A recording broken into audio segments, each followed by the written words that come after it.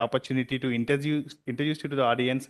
And so, sir, heading as the Principal Secretary of the Government of Andhra Pradesh for Higher Education. So, Sri J. Shamal Rao Garu, IAS, on transfer is posted as an officer on special duty in Water Resource Department, has been placed in full additional charge of post of Commissioner of Relief and given additional charge as the Commissioner Director Municipal Administration of the State of AP, Secretary and the Municipal Administration and Urban Development Department. Sir, welcome you, sir, to the session. And so please take a charge of the session and please continue with your special address, sir. Thank you from my side.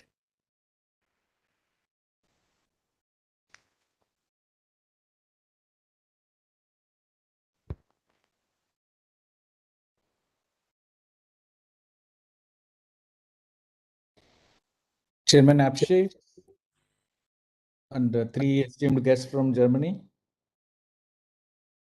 and 3 Vice Chancellor of 3 universities from Andhra Pradesh, Mr. Prasad Reddy, Mr. Ranga Janardana, Mr. Prasad Raju.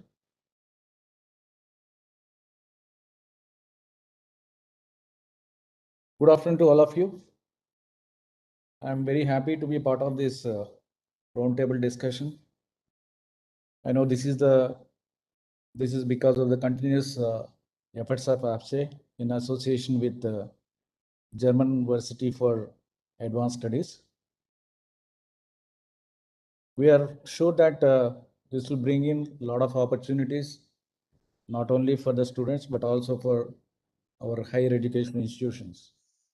This will also pave way for collaboration between higher education institutes of Andhra Pradesh and Germany. Universities of Germany are known to excel in both infrastructure and curricula. They are known for providing excellent facilities with contemporary technology. And with their diversified professional staff, they ensure a future generation of high quality experts. And also, Germany is known for its practical oriented learning, technical interventions, and innovations.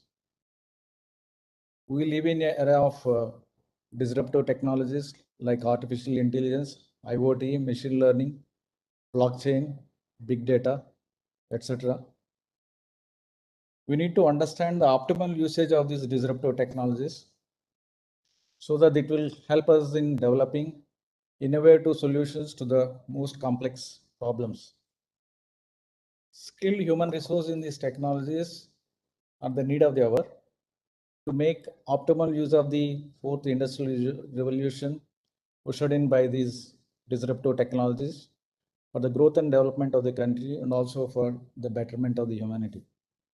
The research collaboration between higher education institutions and industry is going to be the backbone for bringing in technologies within the reach of the common people at an affordable cost. I take this opportunity to appreciate Professor K. Hemchandra Reddy for his commitment and efforts in bringing this event before the students of Andhra Pradesh. I urge all the students watching this discussion to make the best possible use of the opportunities provided by the state government under the visionary leadership of the Honorable Chief Minister, Sri Y.S. Jaganmohan Reddy Garu, and Honorable Minister for Education, Sri A. Suresh Garu. Thank you so much for making me part of this discussion. So maybe you can proceed with other things. Thank you, sir. Thank you very much. So each word of you definitely encouraging the student, and you clearly defined what is Germany is good for, and audience what he's need to look into. So thank you very much, sir. And now our colleague Ms. Hema is taking over the session for a few more minutes, ma'am. I think you need to switch it on. Dignitaries, and I would like to introduce Professor Hemchandra Reddy sir to the members who are in the call today. And with this, we'll start the session. After my introduction, I'll just leave the session to the floor. And Professor Hemchandra Reddy sir has more than 30 years of his experience in teaching and research in the field of mechanical engineering, and he specialized in the areas of thermal engineering and computer fluid dynamics. So he also had published more than 135 technical papers in various national and international journals with 1466 citations and H index of 19. So he has also executed externally funded research programs sponsored by DRDO, and also he guided 39 scholars for PhD degrees, and he has delivered more than 50 invited lectures in various universities and organized about workshops and also seminars. And he also achieved and received Anna University National Award also. So with this small introduction, I would like to take the session forward. Sir, please take this session forward, sir. Thank you, Hema. At the outset, let me thank the three professors from Germany, Professor Stark and Professor Jacob, Professor Lohmuller for joining us. They have been continuously supporting us, particularly Andhra Pradesh technical education. My special thanks to them. And just now we heard Sri J. Shyamal Rao Garu, IAS officer and Principal Secretary of Higher Education, leading the entire higher education domain from there. Sitting there at the helm of affairs. He is a very vastly experienced administrator, and we are glad he is an engineer by himself. He easily understands the problems being faced by technical education of this state of Andhra Pradesh. And we have unfortunately missed Dr. Adimulup Suresh Garu, the Honorable Minister for Education, Government of Andhra Pradesh. He is held up in a cabinet meeting. And for the information of members, I must say, I'm very glad to say that he himself is a doctorate in computer science. So he also understands the issues of the technical education very well, and therefore, the collectively, the effort is to revamp, restructure the technical education that's being offered in the government of Andhra Pradesh. And today we have three coveted vice chancellors of Andhra Pradesh, and incidentally, all three of them are technocrats. Professor Prasad Reddy is a computer science professor.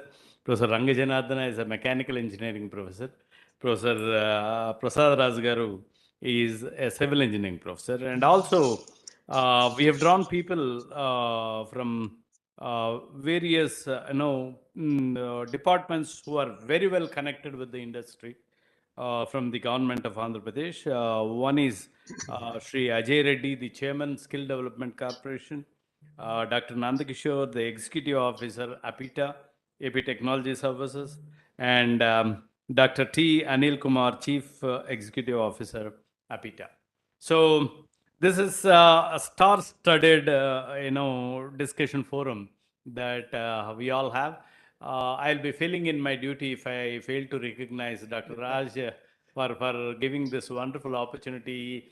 He was in the forefront, ever since we generated this idea. He took it very serious and then discussed with the German counterparts. And already, to the information of the August audience as well as the distinguished personalities joining the discussion, we already have had two rounds of discussions. One basically on what is the difference between science education and technical education. The second discussion was how we move towards practical learning in technical education. So both these discussions were well received in the state of Andhra Pradesh, and therefore I'm very confident the three discussions that are scheduled today will add a lot of value to the technical education of the state of Andhra Pradesh, and particularly understanding the best practices being followed. Just now, our principal secretary said German technical education is very well known for its practical approach. More than theory, people learn by practicing. So now, how is that this model can be applied here, or how it can be emulated here in the state of Andhra Pradesh is one interesting question that probably will churn out after the three rounds of discussion that is going to happen. And for me, there are quite a few issues. Maybe I would be requesting the panel members to please consider that when you actually discuss and deliberate. Now, for the first time, we have revamped the technical education curriculum. We brought in for the first time 10 months of mandatory internship to the students. This is one issue that right now we are facing. How can I motivate my student to take up an internship? The second issue is how can I interact with the industry to ensure internships, particularly when I'm talking about the higher education size. I'm talking about 1.5 million students pursuing their higher education. I think this I made it very clear. One is on internship. The second one is very prestigiously, the government of Andhra Pradesh has established a community development board to create an interface between academia and the society. Now, the very mandate of this board is to participate, to ensure the participation of higher education institutions, to interact with the society and then work for its overall development. And particularly when I apply this to the technical education, what we expect from technical education is to help the society with as many technology transfers as possible. And also, while participating so, learn practically out of it. So that's where we are expecting the three German professors who have readily agreed to join us probably give us a few inputs, because we understand your system is a little ahead of it, particularly in terms of practical orientation. So the last point that we would like to discuss is how do we come out of our the framework, and then how actually we augment, I mean, we move towards the advanced learning. How can we switch in the latest developments in engineering and technology without any gap? In fact, you see, industry always rates academia on a lower side, because industry dynamics are slightly different from academic dynamics. So how can I actually bridge this gap between industry and academia is yet another issue that we are going to we are eagerly looking forward to these discussions, so that we can come out with meaningful solutions for us to readily implement into the higher education system. So the entire higher education system in general and engineering education in particular is very eagerly looking at this series of three discussions. I have all wonderful people joining for discussion. I'm sure every discussion would be highly meaningful, and the skill-based learning, the internship-based learning, and the employment-based learning. This is a little interesting for us. Let me tell all my friends that we are trying to emulate this from the German practices. So on the third point, we would like to focus more, understand more, so that we can take it into our technical education institutions. So, Mr. Raj, floor is yours. Maybe you can continue with the further discussions. Thank you very much for all of you, all the distinguished personalities, for joining us. So thank you so much, sir, for your valuable inputs for the session. And today it was very clear, like as per the national educational policy, you are literally working for the economy of changing and the demand of the few new more skills to develop the relevant skills in the education sector of Andhra Pradesh.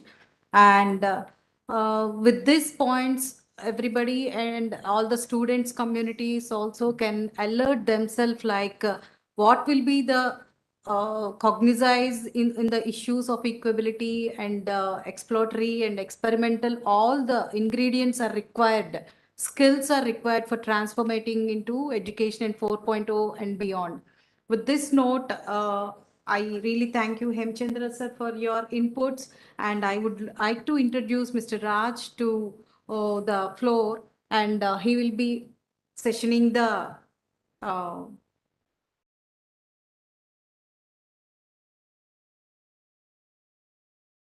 Mr. Vangapandu Venkat Ragaraju is a young serial entrepreneur, had a fleet in international business world in the fields of aerospace, automobile, mechanical, and information technology. Today, he holds the responsibility of a director in 4 different international organizations located in Germany, Finland, Netherlands, and India. He is the founder of and president for German University for Advanced Studies, Germany, and the Indo-Euro Synchronization.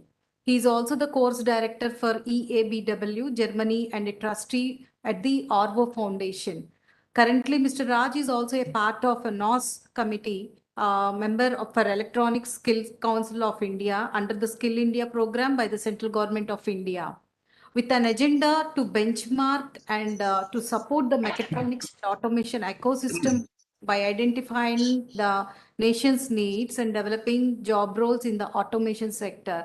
And recently, Forbes featured for Germany's Industry 4.0 and Sustainable Education for 10K Indian students. So I welcome Mr. Raj to the floor, and please put forward So inputs. thank you, ma'am. Thank you for putting a good words and so introducing me to the audience. And thanks a lot, Hema Reddy sir, for putting the context and the efforts are making last 3 months. And so today, really focus on the 3 roundtables. And behalf of sir, I am also inviting. And now I'm very happy to start our first roundtable, the skill-based roundtable, what we are targeting. So before starting our roundtable, I'm very happy to introduce our guests and inviting them to the floor, the roundtable. Yeah, thanks to the virtual world and virtual ecosystem, I'm able to grab all our partners and colleagues between Germany and India, and also different organizations and departments together into the table. So the first roundtable, we have 3 jewels, one from Germany and one from Visakhapatnam, and one from actually the skill ecosystem, Ajay Reddy Garu. So we are having Professor Gunther Starke from Germany, the one side of the Germany, in the northwest part of Germany. And we have Sri Konduru Ajay Reddy Garu, the chairman of APSCHE. So welcome you, sir. Welcome you, Professor. And we are having one esteemed guest, the computer scientist, Professor Prasad Reddy Garu, the Vice Chancellor, Andhra University. So before I'm starting the roundtable, I'm very happy to introduce few lines about the guests and welcome them officially to the table. So I would like to start with our esteemed Professor, Professor Gunther Starke, with the Research Director at European Center for Mechatronics and also from APSCHE University. So Professor has a wonderful knowledge from the electrical engineering from his studies. And in 1983, he received a doctorate from the mechanical engineering from Aachen University. So Aachen is actually one of the esteemed university among the technical universities in Germany. And in 1985, he started his industrial career in a Swedish company, ABB. In the time, it's called as ESAB Robotics Group, with focus of industrial robotics and advanced robot technology for welding automation. He became a head of the German robotics department at ABB and in the premises of the Frankfurt, which is the financial capital of the Germany. Since 2000, he became involved in the mechatronics study programs in Aachen University and a full-time professor in mechatronics since 2004. And he is teaching engineering students in bachelor's and master's study programs and also robotics. So, Professor, we try to comprise in a few lines of your profile, but I can understand actually I can print one book on your achievements and actually in your curriculum. So, officially welcome you to the roundtable, Professor. Okay, thank you very much for these nice words. Yes, as you know, first of all, okay, I would give you a special welcome and good afternoon from my home office in Aachen. You know, okay, pandemic situation is very strong here in Germany with high incidences, high numbers of incidences, and therefore home office is preferred. So from my side, a special welcome to all. Thank you. Thank you, Professor. Now, from Germany, I am heading to Andhra Pradesh. So the face of skill now in the state, the chairman of Andhra Pradesh Skill Development Corporation, Sri Konduru Ajay Reddy Garu. So with this opportunity, I would like to introduce few lines about him. Sri Konduru Ajay Reddy Garu has been very active in politics since 1990. He held many key positions in Indian National Congress Party and YSRCP Party. And currently, he is an AP State Skill Development Corporation and State Champion Committee member for Indian National Congress Party. And also, sir, given actually the major changes and given his value addition to skill development in the last few months, and we heartily welcome you, sir, to the roundtable. Thank you very much. I just want to, my warm wishes to everybody and my welcome to everybody. And then thank you for including me in this panel. I just want to add one small point. Most of gentlemen present here are highly qualified technocrats. I'm the odd man out who has come from pure political background. Just letting you know. So I'm happy to be part of this. Special thanks to Raj and Professor Hema Chandra Reddy garu.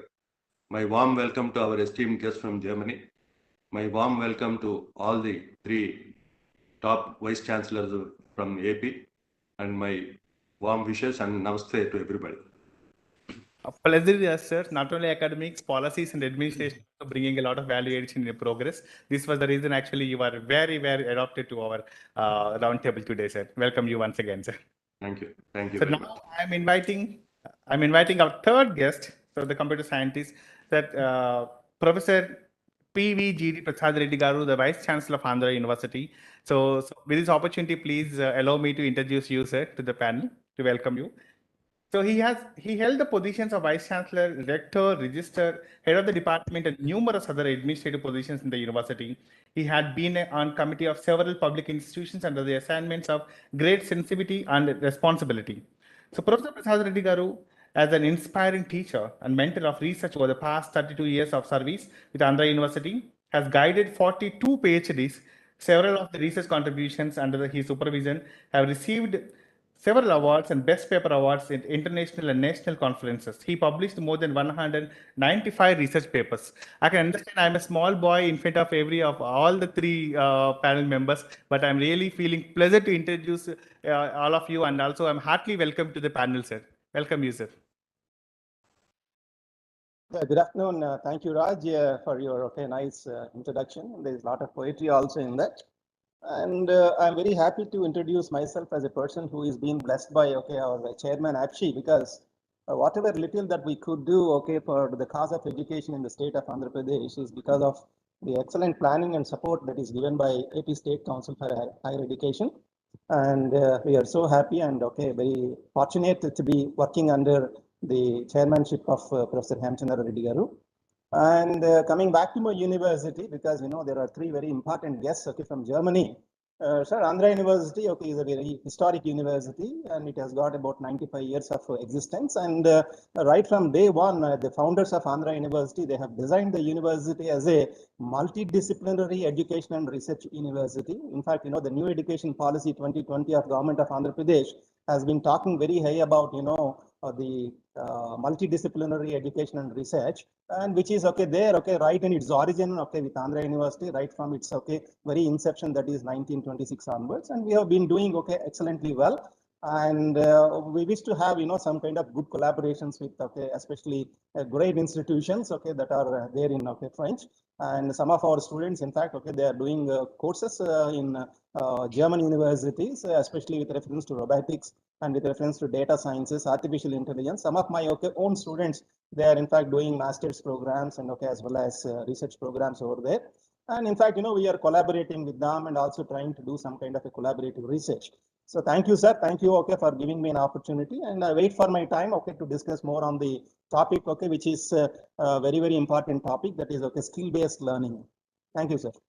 Wonderful, sir. Thank you. Thank you for sharing those words about the university. So maybe the audience, the faculties and students in universities, I really would like to mention here, in this panel, we are almost having nearly 3 centuries of academic excellence. So 2 Aachen universities, one with 150 years and 50 years, and also Andhra University nearly 1 century, almost like 3 centuries of academic knowledge bringing onto the table with this panel.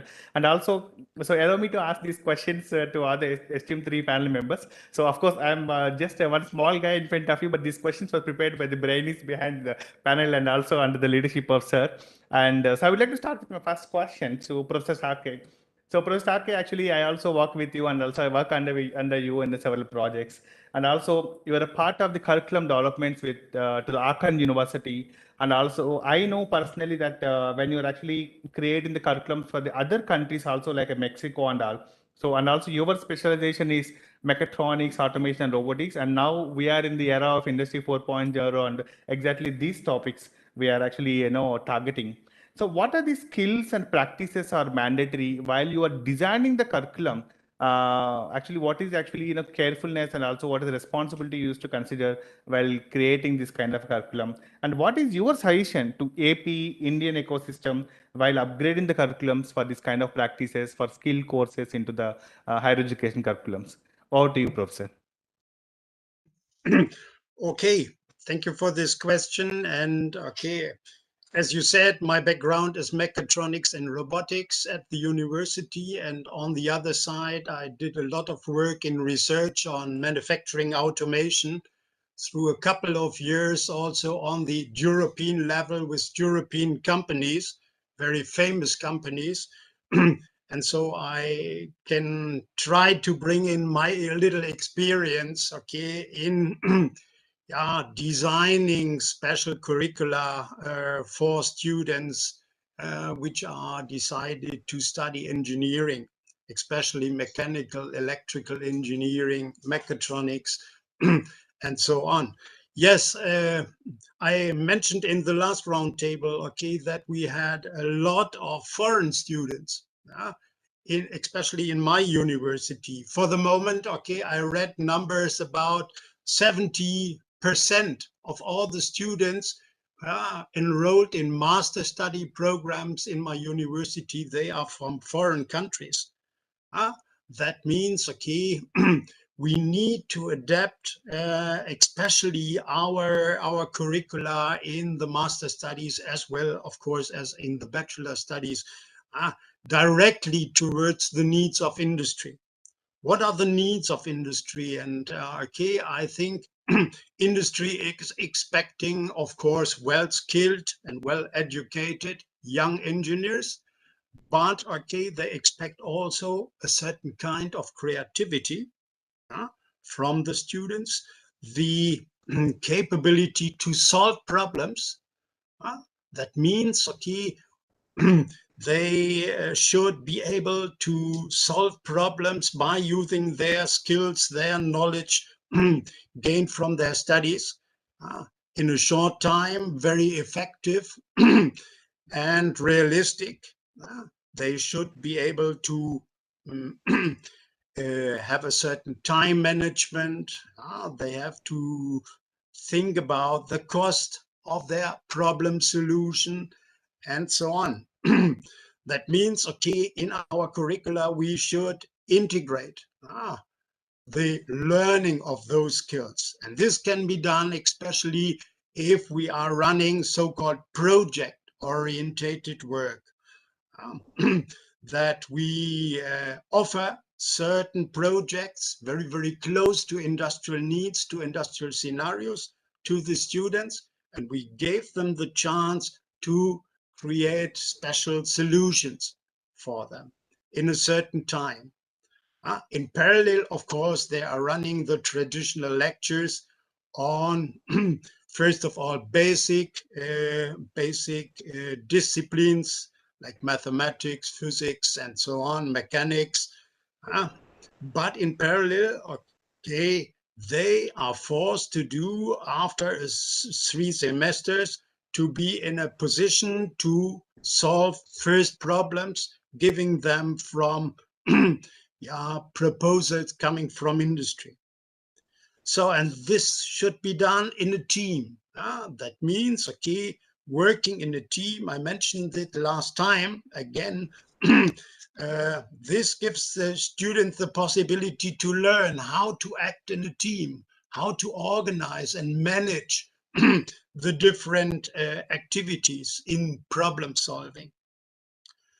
So, and of course, this is a good learning and a learning environment for the students, okay, to be prepared for the problems which arise in the industrial jobs. On the other side, we have close cooperation with industries, and we learn more and more, okay, that especially interdisciplinary work is in trend. They expect from a student, from a employee, young employee, okay, that he is able to look over the borders, for instance, of mechanical engineering. They should have some knowledge also about electrical and electronical theories and technologies. And on the other side, they should have, and this is a must, okay, they should have knowledge about information technology. They should to know how to work with data, how to engineer data, and so on. That means, okay, this is also an input to our curricula. And finally, okay, if we are running curricula, especially in the manufacturing domain, then of course we expect special skills and special knowledge as far as automation and robotics is concerned. And this was my favorite subject, okay, to teach especially robotics and selected automation scenarios together with the student, and to enable the student to learn from special scenarios given from the industry. That means, due to my experience in working in the industry, I could give a lot of special scenarios which are relevant in the daily work of industry. And from this, okay, they could learn, okay, how to use and how to apply robotics. So, yes, and finally, okay, what is the trend? What is the trend? The trend is, of course, in manufacturing, automation is Industry 4.0. And this is the dream of a smart factory, which is able to be flexible, productive, where the production processes are running very efficiently. So, and I think, okay, this initiative, Industry 4.0, this was launched in Germany in 2011. This is growing very, very fast. And we, in the universities, we have a lot of activities in teaching and in entering together with students into this new technologies which arise with Industry 4.0. And again, we see, okay, it's not one subject. It's mixed of different subjects and different disciplines which are involved. Electronics, mechanical engineering, information technology, knowledge about computers, knowledge about networks, how to handle networks, how to start the components of manufacturing automation to get into a networking environment. So that means this is the strategy and the future of our curricula. Absolutely. To integrate the visions of Industry 4.0 and to go step by step forward towards the vision of smart factories. Absolutely. So, I mean, this kind of knowing the current trends and also making students to, by the time of third and fourth semester itself, they should be in a point of coming to the industry problem solving. So that should be a part of the curriculum. So very well actually put into the line set. So thank you, Professor, for this giving an input from your answer of this particular question. So from Germany directly, how the implementation is happening, and directly coming back to Andhra Pradesh to Chairman of APSCHE. Sir, this question to you, sir. So the new education policy also recognizes the importance of skill-based learning. What actions APSCHE already adopted, and how the skill courses are accredited with the credit points, and what are the skill courses and best practices are adopted by AP Skill Development, and what are the new trends are happening. So over to you, sir. So Ajay, sir, to you. Yeah. See, under the dynamic leadership of our Honorable Chief Minister, Sri Y.S. Jagannath Reddy Garu, and our able Minister, Sri Mekapati Gautam Reddy Garu, we had taken major changes in upskilling the students in emerging technologies like artificial intelligence, data science, cloud technologies, robotic process automation, blockchain, etc., which will lead the students to be industry ready by the time of their graduation completion. Typically, our Honorable Chief Minister, whenever he conducts his review, he says, the student must be polished and he should be job ready once he comes out of the college.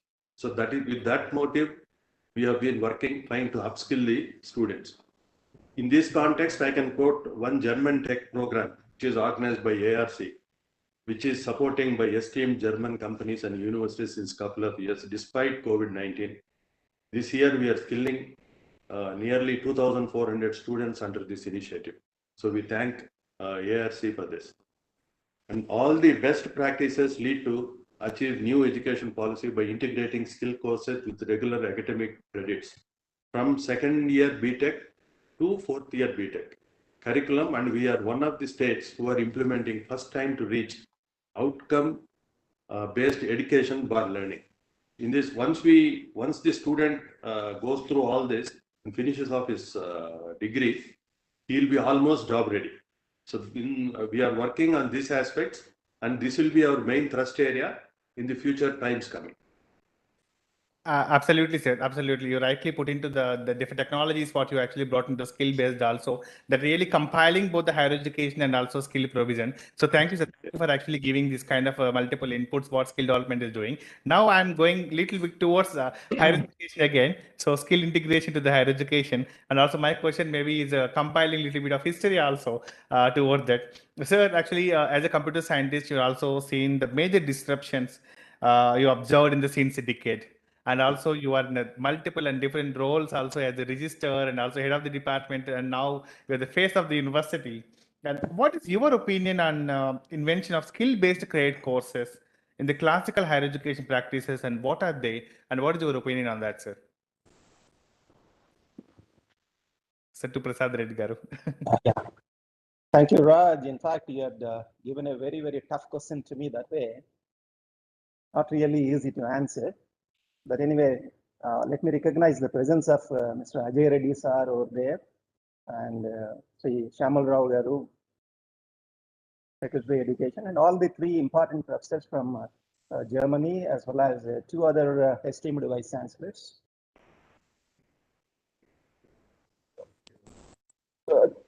See, as such, if I have to probably, I think, get into the very theme of the topic that you had given to me, that is skill-based learning. I would say that, skill-based learning is not a formula for tomorrow, but it is, in fact, an essential thing for today. In the sense, you need to probably, I think, equip the student to acquire the industry ready, kind of a skill, so that, he would be ready for a future job. So this is, in fact, the kind of, for this, in fact, a lot of importance, is being given to every student with reference to whatever be the kind of study that he is doing, maybe an engineering student or a science student or a commerce student or a management student. Especially over the last 2 years, the focus is totally changed with reference to the higher education paradigm that's been offered in the state of Andhra Pradesh. Thanks to the new education policy 2020. Well before that, in fact, the state of Andhra Pradesh, with its very young and very dynamic Chief Minister Shri Y.S. Jagannath Reddy Garu, he envisioned that that unless and otherwise some kind of a practical touch is given to every single student, he would never be able to probably, I think, get ready for a future job. With this in mind, in fact, the whole curriculum has been revised not only for a 3-year science and arts kind of a graduation, which is in fact shifted from 3 years to 4 years, and also when it comes to engineering, a mandatory internship of 10 months is also included into the course curriculum. This is in fact with reference to the formal education. And you see, as such, if you look at skill, why? Because you're asking me, what kind of skill credentials are really important and all. You look at the disruptive things that are happening, and me as a computer scientist, suppose if you ask me, how the disruption is happening over the last 1 decade, and probably I think what would be the change in the next coming maybe I think few years, 5 years to 10 years. You see, okay, in a way, disruption, in fact, okay, is a continuous process in the sense, in its own time, okay, for example, automobiles or electricity services or television, they were also disruptive technologies. But, you look at, okay, the kind of disruption that happened, okay, in the past 1 decade, okay, it happened, okay, with reference to e-commerce or online, social or, okay, news services, and, okay, and also with reference to GPS systems. And now, okay, let us look at the kind of disruption that is expected in the industry with reference to artificial intelligence, Internet of Things, big data, 3D printing. These are all the new norms, okay, that are expected, okay, in the industry. And in fact, very recently I went through an article, okay, that was published by getting data from Coursera and World Economic Forum as well as LinkedIn. They say that by 2030, almost 1 billion job roles, okay, are going to be affected. So 1 billion, they say that 97 million to 1 billion job roles are going to be affected. And at the same time, the beauty is that the articles also says that another 1.1 billion new roles are going to be created. So that means whenever there is a change in technology, whenever there is a disruption in technology, some job roles are definitely going to be affected and some job roles are going to be created. So now, with reference to, okay, my own branch, the computer science, okay, look at it, not only computer science, in fact, Professor Starkey, in fact, made a mention that, okay, it is not just the per se, okay, robotic technology or mechanical engineering. He made a mention that, okay, a student is expected to know something about electrical engineering, a student is, okay, supposed to know something about information technology. Now, the integration is, okay, in fact, happening across all the branches. That is the reason when it comes to, formal education, in the formal education in the state of Andhra Pradesh, we have introduced a major and minor kind of an elective component into the courses. That means a student who is in fact doing a computer science course, apart from majoring in computer science course, suppose if he wants to go in for a minor, it could be either in engineering or in the arts or in the science, or it could be in the journalism, or it could be in the theater arts, or it could be in the music. In fact, okay, we are in fact truly implementing the philosophy of a new education system in the state of Andhra Pradesh, in toto, especially in Andhra University. And you see, today, in fact, look at, okay, AP State Council for Higher Education.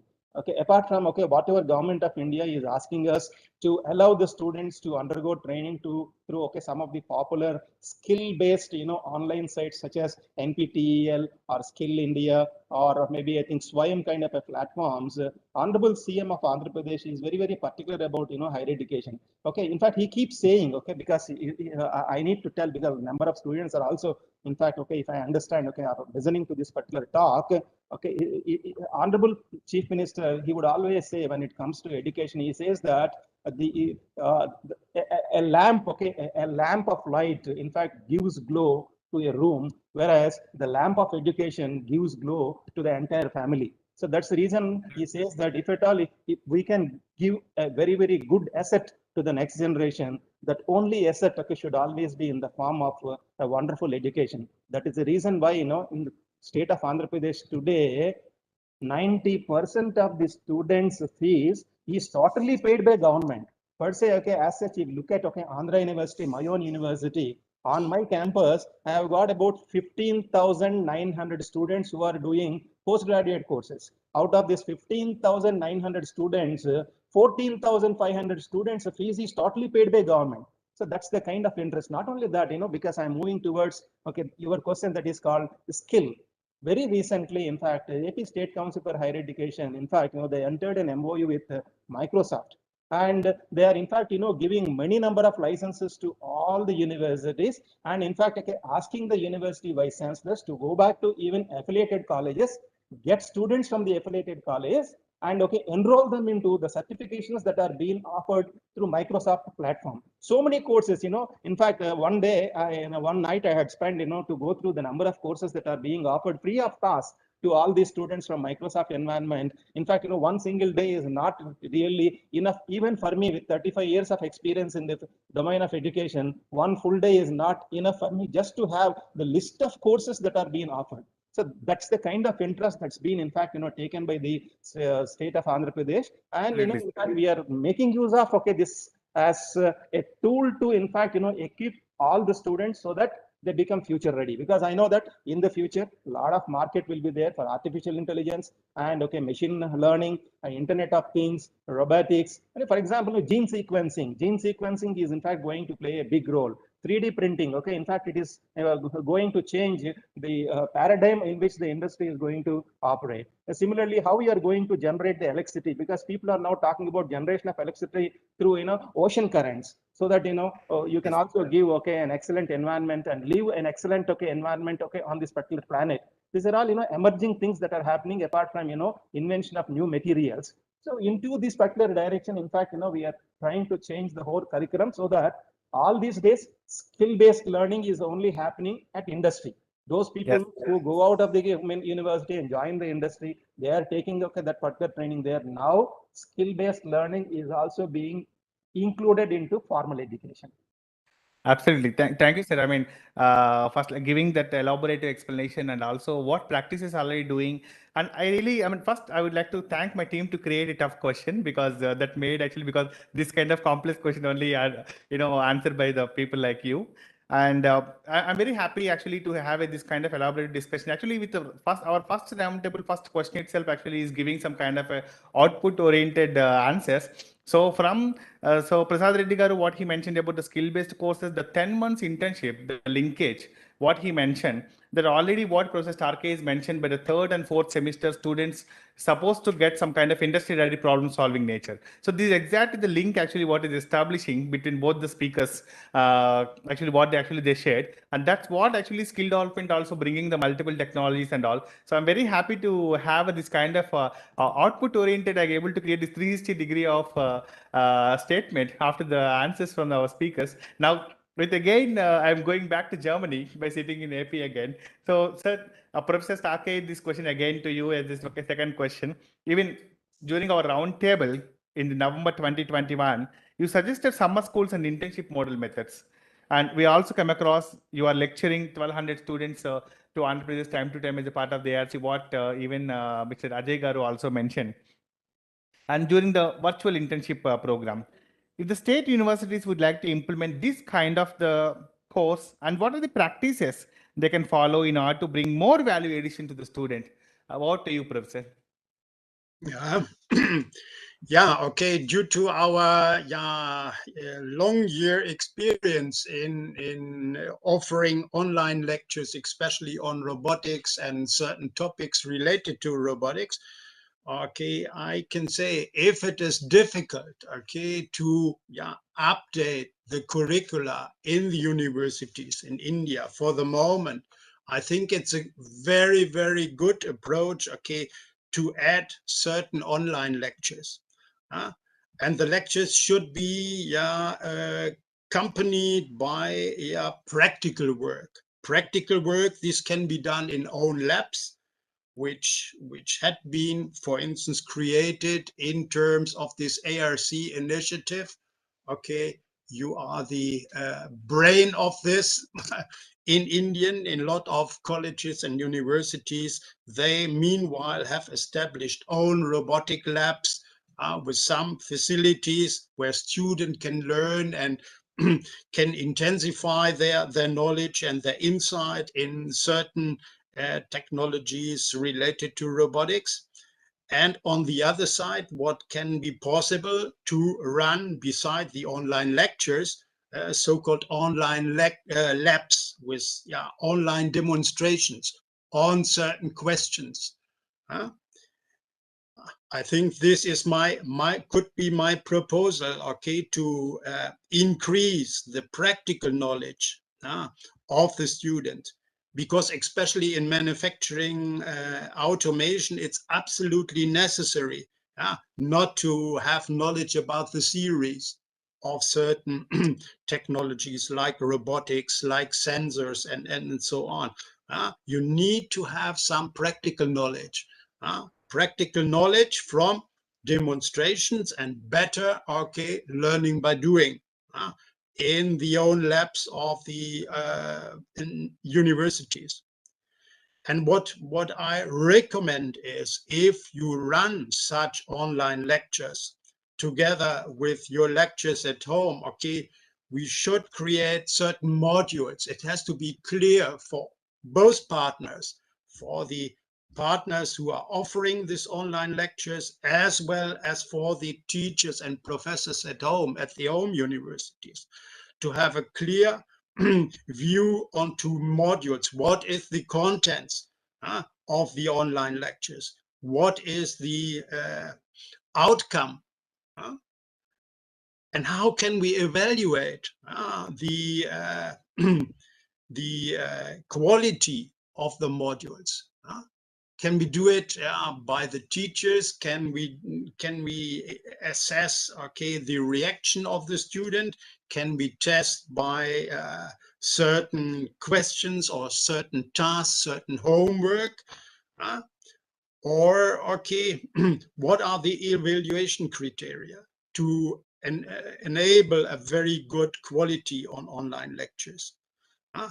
And beside the online lectures, of course, according to the modules we should create at the home university, we should have complementary lectures, also related to the contents of the module, which is just under discussion in the online lectures.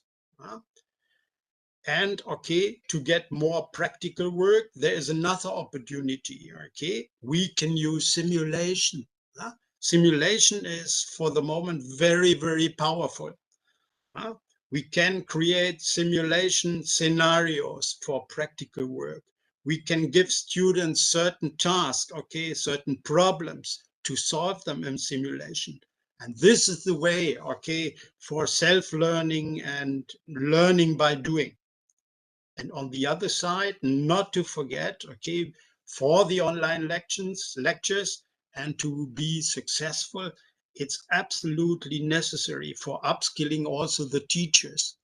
The teachers need to have a certain commitment, okay, to do this, a certain motivation to run the online lectures together with, for instance, German experts and so on, and to create a real successful learning environment based on online sessions, on practical work in the universities with a real outcome.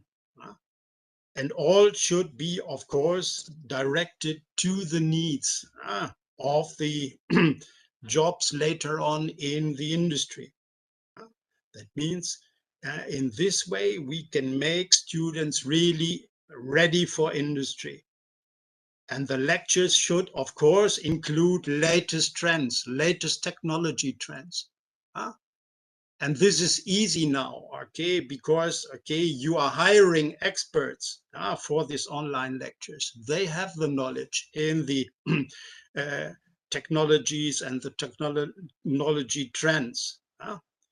So I think in this way, okay, the students have the best chance and an optimal platform, okay, to get all the knowledge and all the skills they need for a successful jump into the professional world.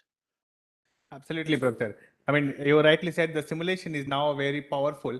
Unlike earlier, even in the simulation, student able to actually experience it somewhat near to the real time.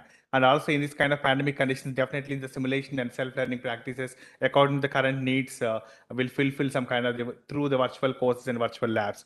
So now, thank you, Professor, for such a very nice input, and also the words about the faculties and creating the innovative methodologies of teaching virtual courses also. Absolutely.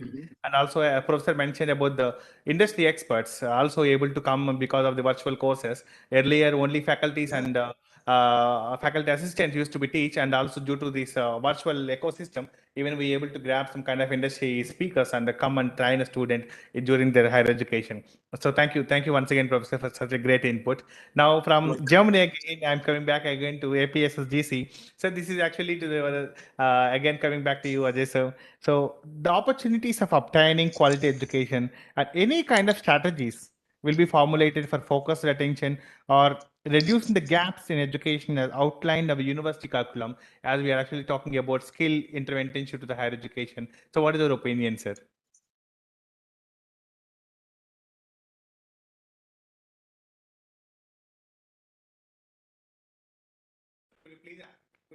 Please unmute, sir. Yeah, thank you. Actually, we have collaborated with various MNC IT companies like Oracle Academy, Google, Salesforce Academy, AWS Academy, UiPath, Samsung, CDAC to provide industry demanded courses which are not part of regular academics to make students industry ready for engineering students. On the other side, we collaborated with local industries to impart industry demanded skill courses to non-engineering students also. This is one point. Then also we are implementing domestic industry consultation and conducting lot of job fairs with employment linked skilling. And then we are promoting blended trainings both in online and offline, which is supporting skilling activities despite COVID-19 situation. Again, these pandemic times have been bad. And then one last point I want to add, we have also trained our students to participate and compete globally in the world skills competition. And this year, our state stood 5th in the medals list in the national level competitions. By far the best results till now. This I want to everybody to know. And then since VC Prasad Reddy Garu is on board, I just want to thank him because the southern region India skills was held in Andhra University, and Sri Prasad Reddy Garu was a very nice host. We had very nice time there in conducting the programs also. Prasad Reddy Garu, please note, we have done very well in India level. We have stood fifth. We have won more than something like 7 gold medals, overall 17 medals, which has been by far the best result. And then this we have put in the notice of our Honorable Minister and Honorable Chief Minister also. Great, Yes, sir. Raj. Competitive based learning, so definitely, of course, this kind of world recognized competitions will motivate the students, and very happy to know that actually the state was actually escalated this competitive and awards. And congratulations to the APSCHE and fraternity. And now again, I'm moving to the Prasad Reddy Garu. Prasad Reddy Garu, this question to you, sir. So, Mustad, what is your suggestion to the faculties? As Professor Charte also mentioned about the new methodologies to come, and also students. Raj, your voice is, I think, somewhat low. Okay, am I audible now, sir? Yeah, now it's perfectly fine. Okay, yeah. So, yeah, sorry for the technical side, glitch from my side. So, sir, actually, now again, I'm coming back to you, sir. So, after congratulating Ajay, sir, for a recent wonderful success with the World Skills Competition. And, sir, and also we get an input also from Professor Sharkey about the faculties. And what is your suggestion to the faculties and students, sir? So, today our audience, major portion is consisting of faculties and students. And how and what they should follow the paths to grab the maximum value addition from international skill-based courses and collaborations. As today we are focused on the context of AP and Europe, precisely Germany. And what are the practices earlier in Andhra University and current improvements and also future focus? I know it's a long question. We can talk about easily a couple of hours on this one word. So over to you, sir. Yeah.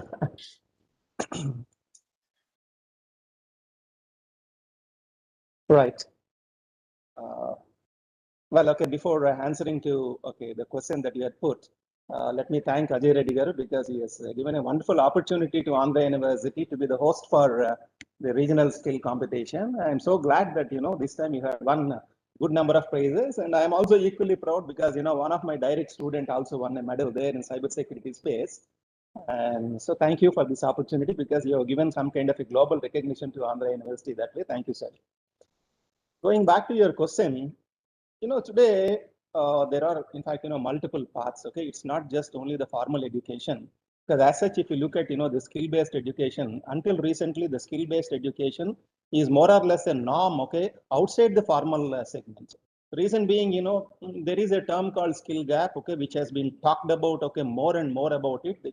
It has also been hyped. Maybe that could be the reason, why most of the industries, okay, as such the IT industry or automobile industry or pharma industry, okay, all these people, they have in fact, launched their own in-house micro credentials certification kind of a courses, okay, wherein alongside the job, they would always train an existing employee and they would give, the corresponding badge to him. And that particular badge he would always use, whenever he wants to probably, I think, hop from a job to job or probably seek for some kind of a promotion. Now, thanks, because of the awareness that has been created, okay, in India about this particular skill and its need, because, skill, in fact, is a better way of looking at it when it comes to the change of jobs, because, the disruptive technologies, in fact, okay, they are hampering the total, okay, job roles. And unless and otherwise, you give priority only to a skill because it is at a much nuanced level than, the occupation.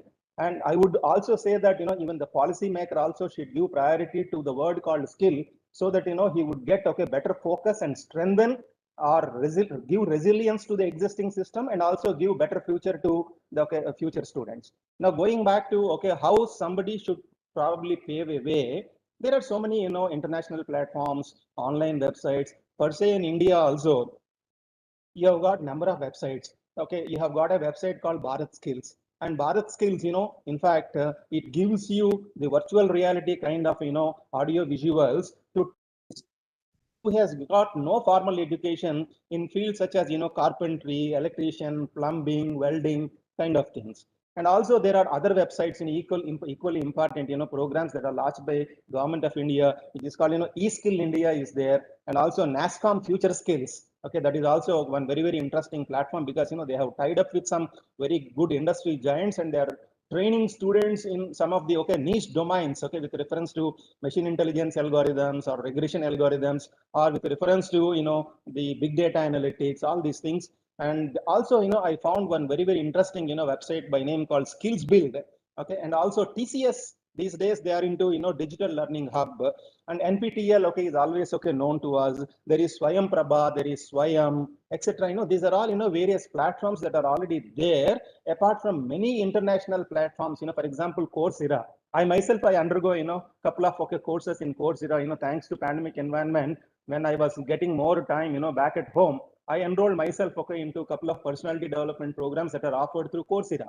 And I found that, they are highly relevant and, okay, and whatever may be the disruption, that with reference to personality development, the team lead, or with reference to the creative skill set and how to handle people and how to handle, teams and how to handle stress. These are all, okay, very, very important skills. Okay, whatever may be your profession, you may be an engineer, you may be a doctor, you may be a pharmacist, or you may be, okay, a normal person who is working outside, okay, the normal,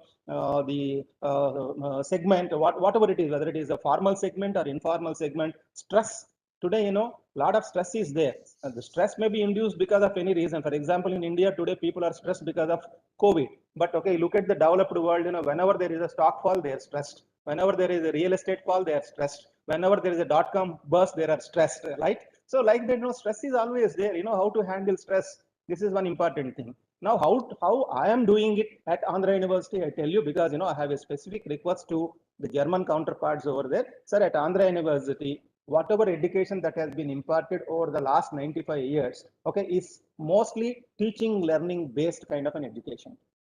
Now, especially the last 2 years, our focus is shifted. There is a paradigm shift. In fact, we are trying to get with reference to the way in which Andhra University is offering education. Look at per se, okay, the engineering college. In the engineering college, in fact, we have very recently, with the support of the Government of India and Government of Andhra Pradesh, we have launched a Center for Excellence for Artificial Intelligence and Internet of Things, which is a funded project from Government of India and NASSCOM. A number of industries, they have in fact aligned with Andhra University, and therein, in fact, we are offering programs to the students across, not only the university students, but even our affiliating college students. If somebody has got some idea, and then, our team will support them, mentor them, right from ideation stage to, okay, the project, okay, completion stage or product development stage.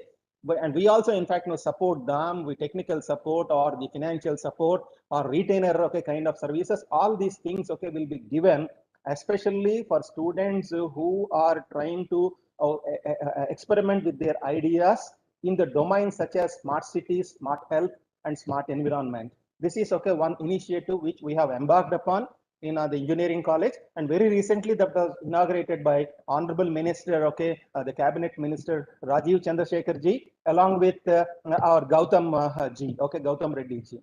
And the second initiative, because I only just talked about the engineering college. We have got a very big science college, and Visakhapatnam, in fact, is a wonderful city, city of destiny, shortly going to become an executive capital for the state of Andhra Pradesh. And we have got a wonderful sea over here. In fact, the beauty of Andhra Pradesh is that we have got a very big coastline.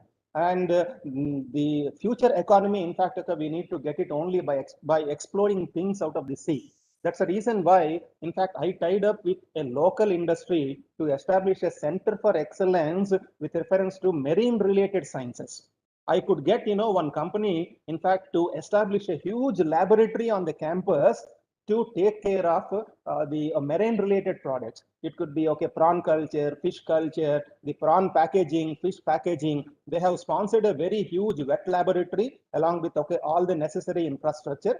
And all the students on my campus, I take about 75 students for that particular program. And this company, I have an MOU with them. The next coming 5 years, all these boys will be trained and recruited right on the campus itself. Not only that, I tell you, as a corporate social responsibility, this particular company wishes to offer training to 1,000 local uneducated fishermen to train them on just prawn cleaning and prawn packaging, because these people, they export a lot of prawns to outside countries. This is one initiative that we have embarked upon. Now coming back to the other initiative, because I've got a very huge pharmacy college. Most of the students from my pharmacy department, they are now CEOs of wonderful pharmacy companies in India.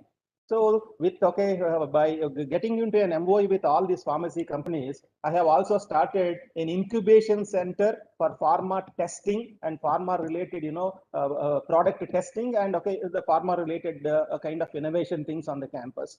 And about 19 pharma companies are going to establish their base in the university. This is also one of the initiatives. Very recently, Mr. Satish Reddy from Defense Research Development Organization, he in fact offered to enter into an MOU with Andhra University to see to that Andhra University also enters into the space of food testing and food based packaging kind of things. So in a way, what I am trying to do is that I am in fact trying to blend this practical approach into every student that is there on the campus, so that a student on the campus not only acquires the knowledge skills from the theory that is imparted in the classroom, but he would also, in case of interest, he would also go to one of these laboratories. He can go to the startup center in the engineering college, he can go to marine living center in the science college, or he can go to pharma related testing center in the pharmacy college, and or he can go to the food testing center, and from there he can acquire some kind of a practical skills. That means once he has to move out of the university, because university is always a small thing, but universe is always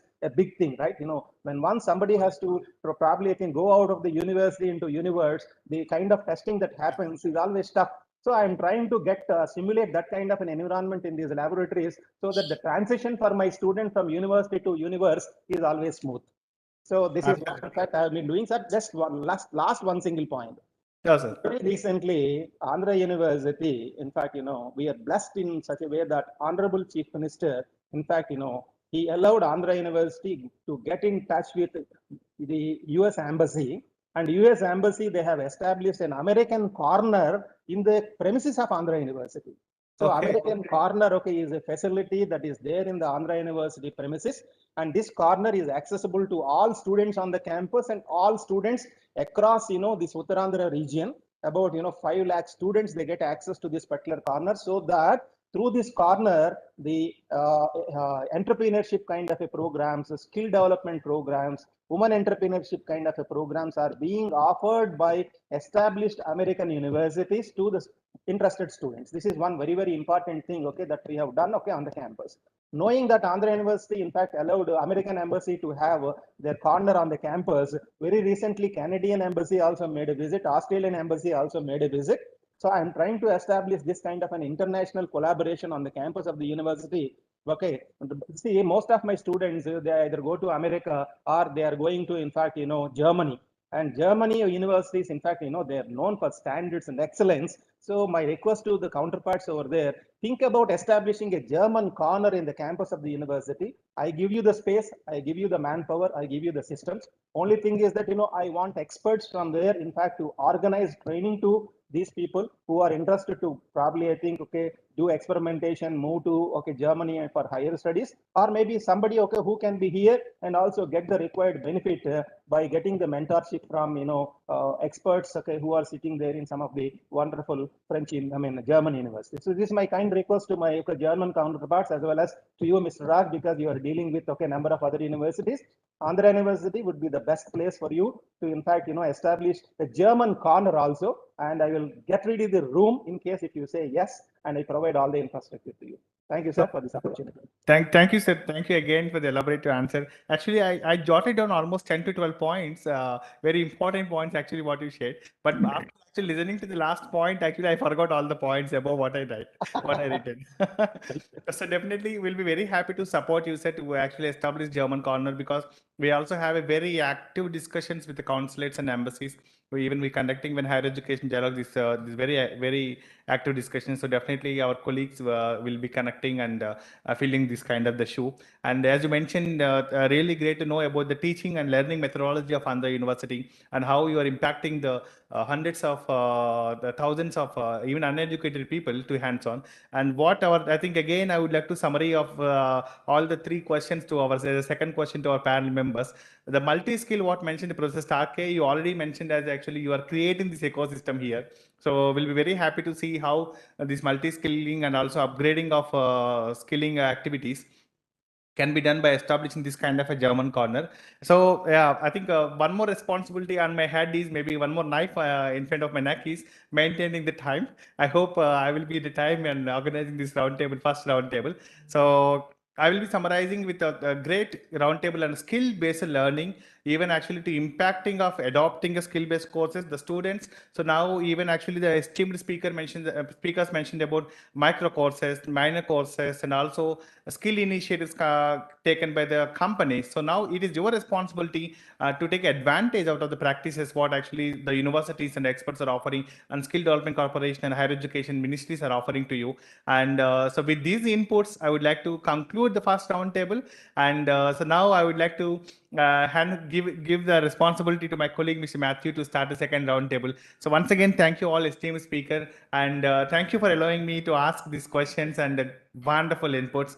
I would like to, we will make sure that these things will take it forward and we'll bring the outcome-based discussion out of our roundtable. Thank you from my side. Thank you. Thank you, Mr. Raj, and I welcome all the panelists as well as the viewers for this second round of the panel discussion on internship-based learning.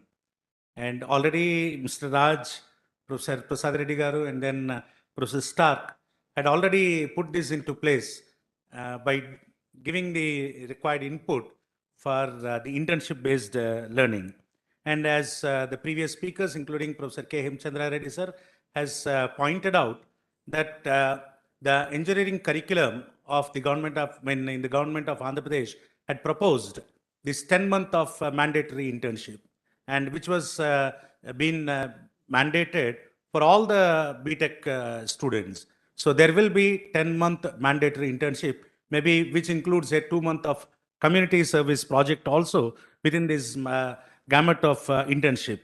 Now, with the internship is the buzzword now.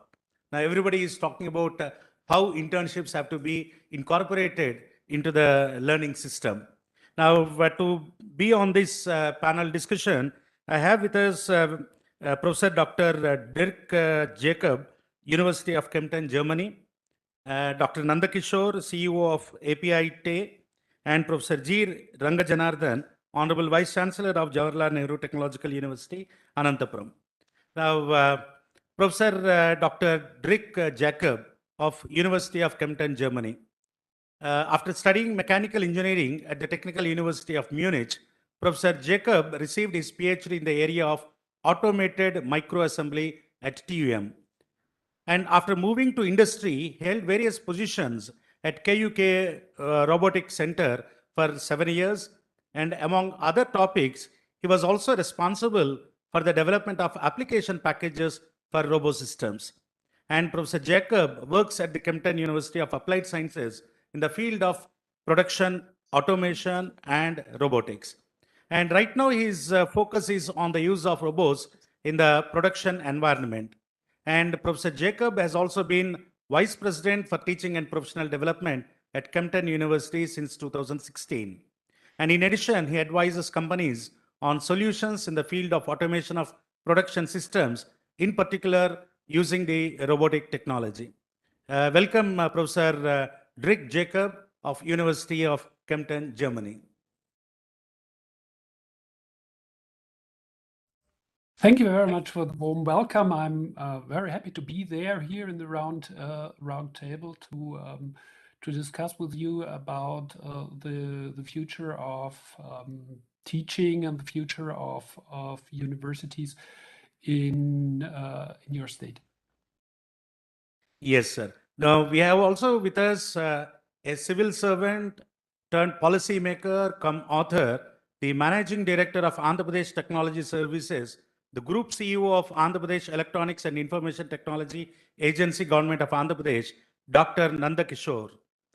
Dr. Nanda Kishore has a varied experience.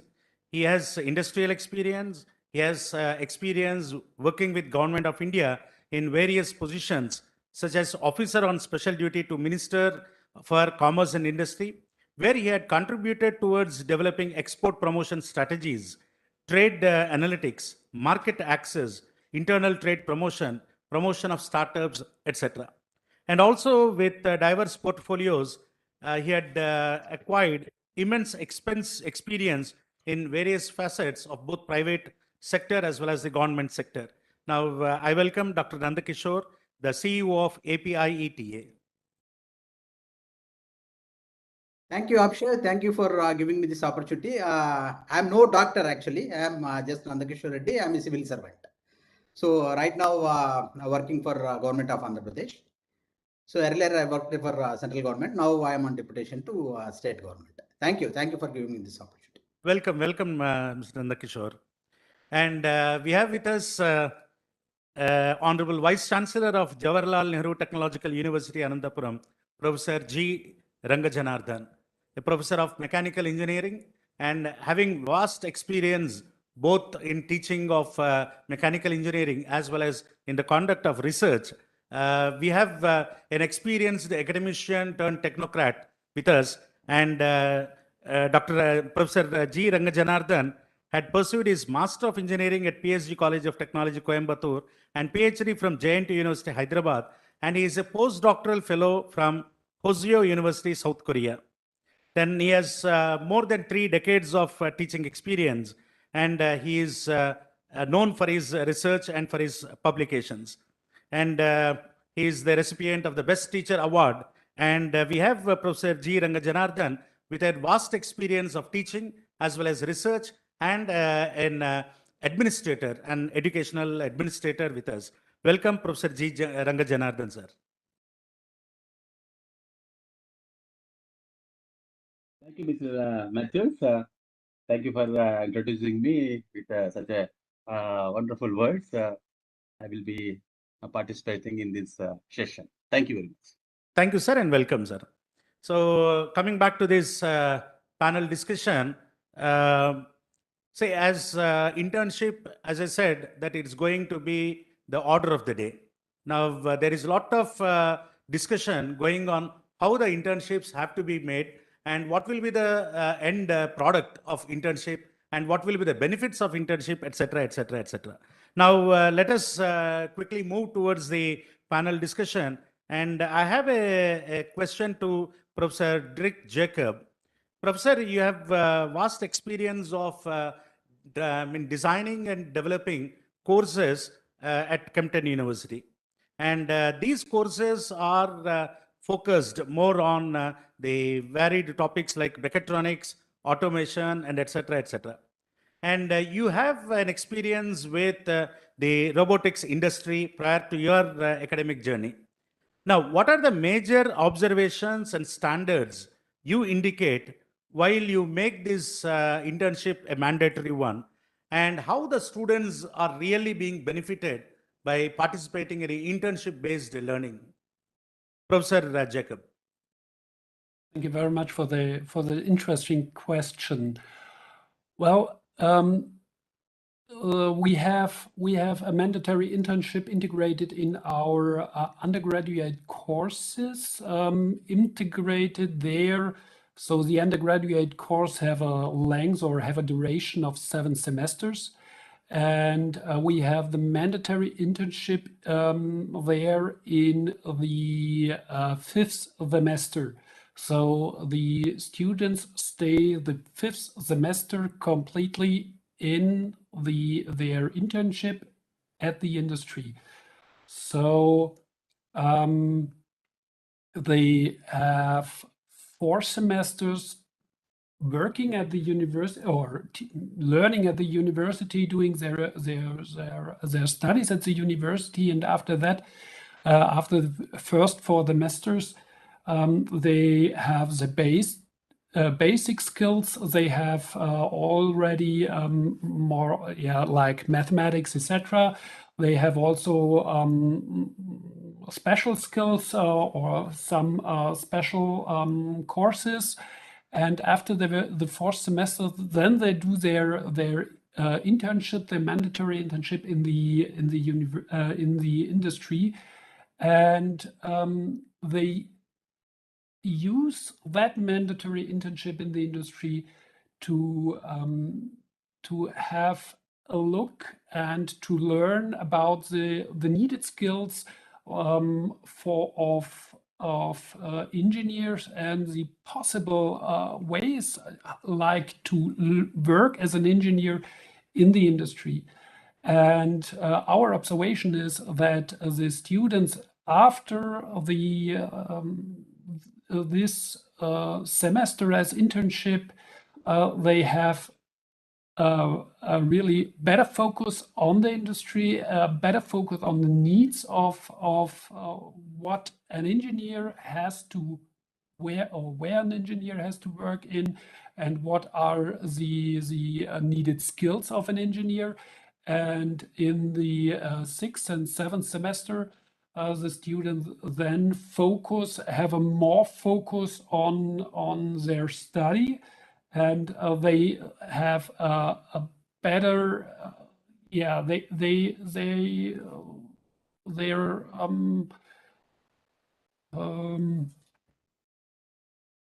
have a real goal for their study where they want to work as an engineer later on. So the internship helps really the students to focus on the goals of their study at the university. Yes, Professor Jacob, as you rightly pointed out, that maybe the internship is paving way for the future profession of a budding engineering graduate. And with the entire 5th semester being devoted for the internship, that too industry-based internship, students will be job ready, so to say, for taking up the right profession as a career. Now, sir, Nandakishore, sir, see, we have come across with the establishment of industry clusters, and you have been at the helm of affairs of creating the policy for the industry clusters for our state government of Andhra Pradesh. And many industries have been benefited not only by their mere presence, but also the success what the industries have got in this Koparthi electronics cluster. Now, could you please share us what are the requirements and the inputs that the graduates are required to have in order to achieve in order to be ready for the current industry needs? As you are, well versed with the industry cluster policy. Now, what is that the industries are looking for, and what is that the students need to acquire? Right. Thank you. So before I answer this question, I would like to deal what internship means for the government. Normally, internship as a term is kind with the industry. Like just now we were talking about, we have been we made 10 months of internship as mandatory for all BTech students. So that why should we make internship mandatory? Because actually these students with internship and all, with their theoretical learning, they will become industry ready. But is there any need of this internship within the government? Because I am handling three portfolios. This question, before going to that, actually, this is an interesting second angle actually to that internship. So normally governments are somewhat traditionally it is a regulatory kind of actually governments will come up with some regulatory policy, and whoever stakeholders like industry, like somebody else, everybody has to function within the contours of that regulatory framework. But what is the need of this government to go for internship? Why? Because actually recently we have been seeing more and more governments are coming with welfare kind of governance. So our government within AP has reached top notch in that welfare governance. So when you government itself is offering services, then it is a service provider. So when regulatory framework is there, actually there is no services, then somebody who is offering the services within this regulatory framework, they need to do that. But when government is offering the services, then actually this internship comes into picture. See, recently when the government came, they have they have formed this 15,000 odd this Gram Sachivalayam and Ward Sachivalayams, where more than 750 services have been given to the doorsteps of the people. So here the people are from the all kinds of people are there, villages are there, village level, rural people, urban people, everybody is there, and there are some n number of services that government is offering to them. Nobody knows actually how it works. Nobody knows actually who will go to the people and then understands their requirement in their language, and then you need to offer that services. For that, actually at APTS, initially we have developed that complete framework for this Gram Sachivalayam services. So we got hold of this all volunteers and then field level operators. We offered like internship programs for them. So how to go about it, where to go, and actually for each and every volunteer they have given 50 odd families and all. So for that actually we run that internship programs. Actually this is the second angle to the internship that we are talking about. And one more instance in this internship learning is, as a technology arm of governance, we deal with cyber security of all governmental organizations, all government digital assets basically. So there are some 1500 odd government websites are there through these government websites and apps. So people are giving services to the people. So here, so if some private company, if somebody finds out there is some flaw in their code or something, then definitely immediately that particular company will close the gap and will move ahead. But in the government, it is opposite. Actually, if somebody as APTS, actually, if we are dealing with, if we are showing that there is some flaw in your code, so somebody might hack or whatever it is, some cyber security issues, related issues are there with your service offerings and all. So whether the opposite guy may or may not take this advice at that serious, because actually they might be dealing with a number of issues. So here what we are doing again, actually we are taking interns here and we are doing actually so it is not here, skill is not the only thing that matters. In government actually things work differently. So that also actually in government setup, how to deal with government setup is also a learning program. So that way actually we are dealing with, like we are taking interns and actually we are training them and we are sending them to different departments and societies or agencies, whatever it is. So making them understand what is the importance of these things. So this is where internship for the government or from the government is very important. That's what actually we are dealing with. This is the second angle. So the question you asked is about the industry again. So yes, recently we came up with electronic policy and we got fairly a good success actually. Thank you for giving that compliment. Definitely. Recently, some 6 companies have come to Koparthi and they are starting their operations in Koparthi. So this is entirely a new industrial cluster that is being developed, and only last December, Honorable CM Gar has inaugurated that with 6 more companies and all. So here again, actually, there we are talking about internship for the industry. So here the skill development part, everything skilling before we go to before going to work in those particular industries and all, that part will come. Most of these industries right now which came to Koparthi are assembly lines. So basically these are electronic lines. So assembly, then actually when you go up the ladder of this electronic manufacturing, then comes the component manufacturers, then IC chip designing, then fab, then semiconductor. So if we go up, actually the skilling has to be improved, and definitely the high level jobs and high level requirement will be there. So right now we are seeing 2 kinds of industries setting up in Koparthi. One is mostly assembly line. Second is to some extent chip designing, like component manufacturers basically. So for assembly lines, mostly they will be training at assembly stuff like ITIs, polytechnics and all these things, majority of them. So 90% of the people will be at the assembly line level. 10% will be higher ups. Obviously, the higher level skilling is required. And the other side, like component manufacturing and all, then definitely actually you need to PCB manufacturing, how to make that. So logic gates and all these things, actually you need to come up with the manufacturing kind of like that kind of aptitude with that. So these are the skill sets available for engineering graduates and all.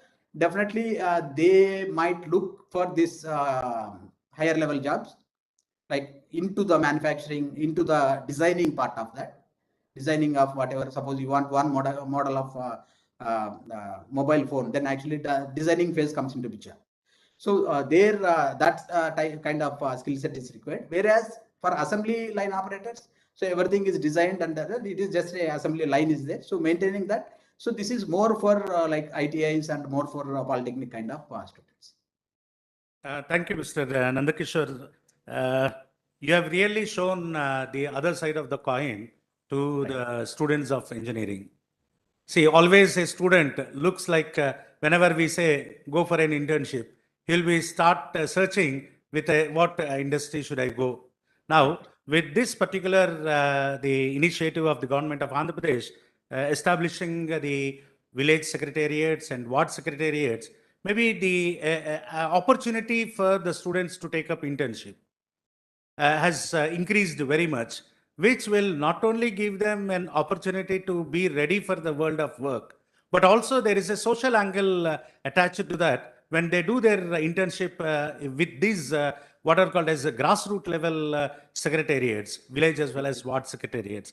That's very nice of you, sir. And also being at the helm of affairs of technology services, you are also providing equally important internships with linked to the industry or with linked, which is linked to the experience that is being acquired when a student goes for a particular job. And also you clearly mentioned the skill sets that are required for this Koparthi electronics cluster, and maybe the students, not only the engineering graduates, but also the polytechnic and IITs, ITIs students also will find their way into this internship program. Now over to Professor G. Rangajanardhan, sir.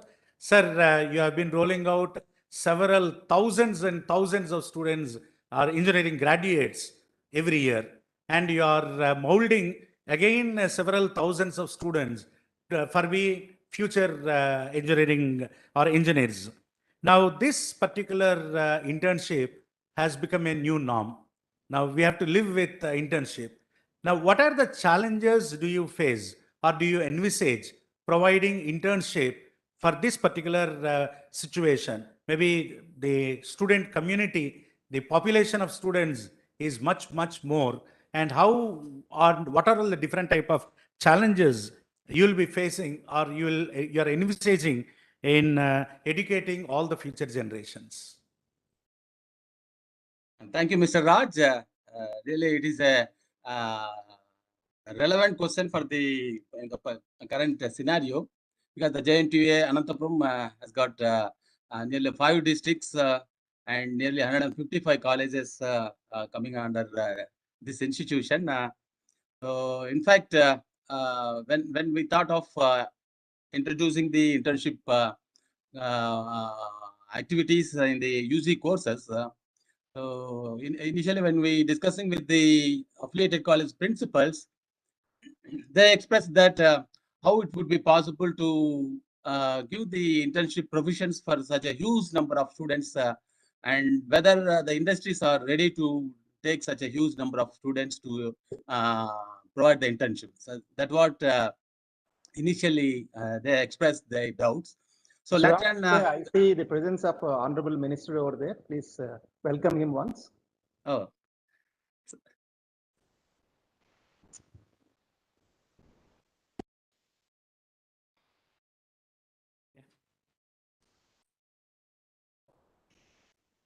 Sir, good afternoon, sir. Sir, am I audible? yes, you are. Yes, sir. Thank you for joining, sir, in spite of your very hectic schedule. We are thankful to you for giving us this valuable time. There are 3 discussions going on today, sir. One is one is on skill-based learning, one is on internship-based learning, and the third one is employment-based learning, sir. We have 3 professors from Germany, Professor Starke, Professor Jacob, Professor Lohmuller. They have joined us. The 3 vice chancellors of JNTU Anantapur, Kakinada, and Andhra University are here with us. And in addition, Ajay Reddy Garu, the chairman, AP Skill Development Corporation, Dr. Nandakishore, AP Technology Services CEO, and Dr. T. Anil Kumar, Chief Executive Officer, APTA. These 3 from the government side, they have joined, sir. Interesting discussions are happening, but then in view of your busy schedule, we have requested the members that minister will join anytime whenever it is convenient to him. Sorry. I already introduced you to them, sir. I told them that you are a doctorate in computer science, heading the education ministry. So, sir, your inputs are also valuable. And this is the 3rd roundtable meeting, sir. Earlier roundtable meeting, we discussed on the difference between science and technology education. And the second meeting was how to incorporate practical learning into technical education. So they were very fruitful. Now the 3rd round of discussions are happening, sir. We request your valuable advice on this occasion. Thanks. Can I go ahead? Please, sir. Please, sir.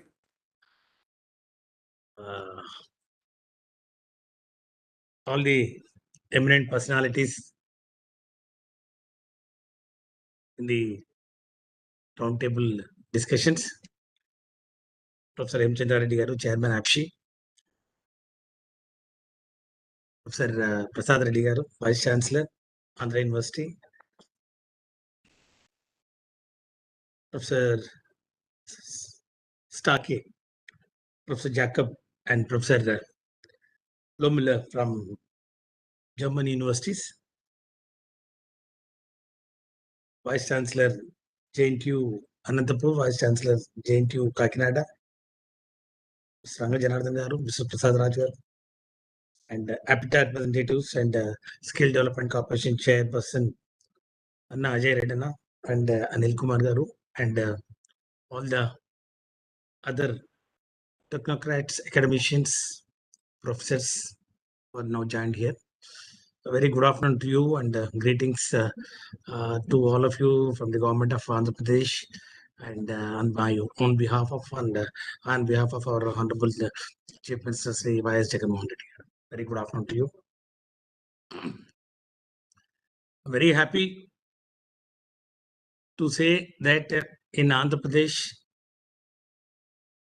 education per se and higher education in particular have undergone a lot of transformation in the last 32 months of our governance.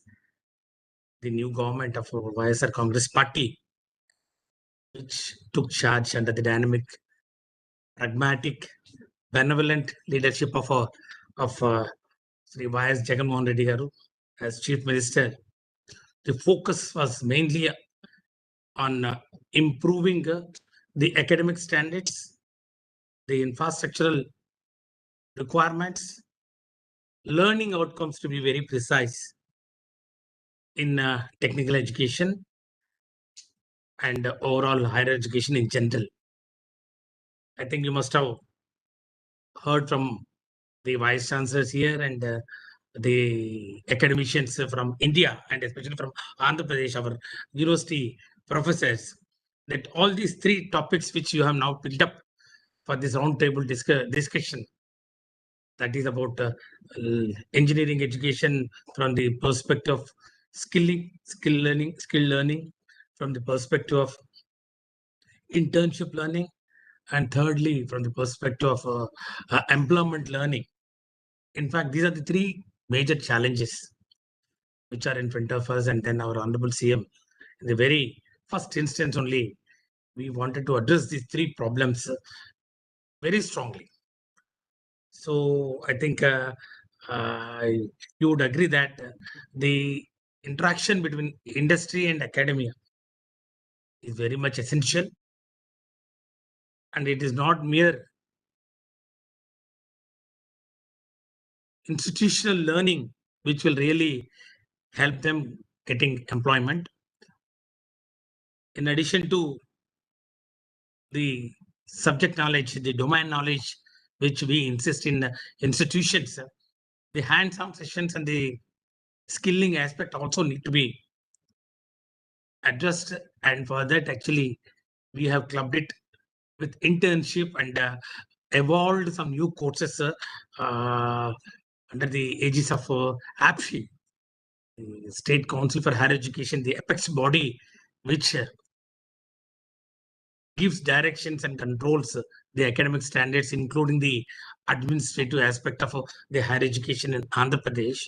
We have evolved a lot of honors courses, honors degrees, and then internships, and then we have made communication skills also one of the important aspects, apart from having some social responsibility subjects to be inculcated to the students. For that, we have also started a board for social development through education. And we have appointed a chairman there. And then very soon, we would like the technocrats, the budding engineering graduates who, having learned and at the cost of, taxpayers' money now from the government institutions, it's time that they should pay it back. So with that concept, they have that some social responsibility, and our Honorable CM, Chief Minister Sri Y.S. Jagannath Reddy Garu has emphasized the need for giving this direction to the education. So I'm sure the partnership of AP Forum on Higher Education with German University. In fact, the first name that comes to my mind when it comes to the skilling, the technology, the robust mechanization equipment that has been given to the world is none other than from Germany. So from a country like Germany, we are tying it up for having a discussions, roundtable discussions on these emerging trends, yes, in education, in engineering. Yes, in fact, the world is now looking towards total automation, mechanization, and then now it's very imperative that every stream of engineering cannot escape the development that are taking place in computerization, starting from artificial learning, artificial intelligence, machine learning, data informatics, all these things, and then augmentation reality, virtual realities, all these things will go a long way in giving ample opportunities to the students who are studying this engineering from this perspective. I'm sure these roundtable discussions would throw light on these aspects and come out with a solid and concrete conclusions which can be implemented and which can be taken up in our education system, in our pedagogy, so that the future generations would get benefited and they become industry ready, and they themselves would evolve as a brand by themselves with these technologies. And I'm sure in Andhra Pradesh, I assure you with full confidence that this government is committed to give value-based, technology-based, skill-based knowledge, especially in engineering field and all other streams of engineering, including the latest trends that are taking place across the globe, so that the students who are graduating from Andhra Pradesh would compete at global level with ease and get employment. As you would agree with me that now the world has become a global village, and then the technologies and developments that are taking place across the planet, irrespective of the region, the language, are very much relevant for implementation. So this roundtable discussions will go a long way in building friendship, academic exchange of knowledge, and academic exchange of human resources, and technology exchange between Germany and then the universities in Andhra Pradesh. Thank you so much for giving me this opportunity of just telling the mind of our government and the philosophy of higher education, how we are taking up in Andhra Pradesh, and the ideology of our Honorable Chief Minister, Sri Y.S. Jagannath Reddy garu. Thank you. Wonderful, sir. Thank you. Pleasure is us having you here, sir. So thank you for wonderful and great inputs. That is what actually, leading you as a technocrat and also computer scientist. And also we are very, very happy to have you today and also listen from you today, sir. Already the panels was designed by Hemchandra Reddy sir under this ideology and pedology, how we are actually progressing forward. Your words really added as a jewels to it, sir. So we promise that we will definitely bring some comment outcome-based thing under the leadership of Hemchandra Reddy sir to bring this round table to the next level, outcome-based and also result-oriented, to showcase this roundtable is one of the best examples coming out of our practices and time. So thank you once again, sir, for your time and such a nice words and statements to our entire Andhra Pradesh students and faculties and colleges. Thank you, sir. Sir, thank you, sir. Kindly excuse me. Thank you, sir. With your permission, we'll continue with the roundtable. Thank sir. you. Thank you. And Professor Starkey and Professor Jacob and Professor Lohmiller, my best wishes to all people and to all the dignitaries from the state of Andhra Pradesh, to the German students and the German faculty. Thank you. So maybe last but not least, sir, once this COVID is went, so behalf of our German universities, we are very happy to invite you to see and how our practices are happening in Germany, sir. Even though I'm from Andhra Pradesh, I need to represent here Germany. So we also would like to invite you with your team. Then actually you can see our practices there back in the universities in Germany. And we also speak with respect to consulates and embassies and to take it forward, sir. Thank you for your time, sir. Yes, I accept the invitation. I accept it. Thank you so much, sir. Sir, Professor Rangajanardhan, sir. So let's continue with that. Am I audible, sir? Yes, sir. So thank you, sir. So in fact, the question was how to cope up with a large number of students in the JNTUA university.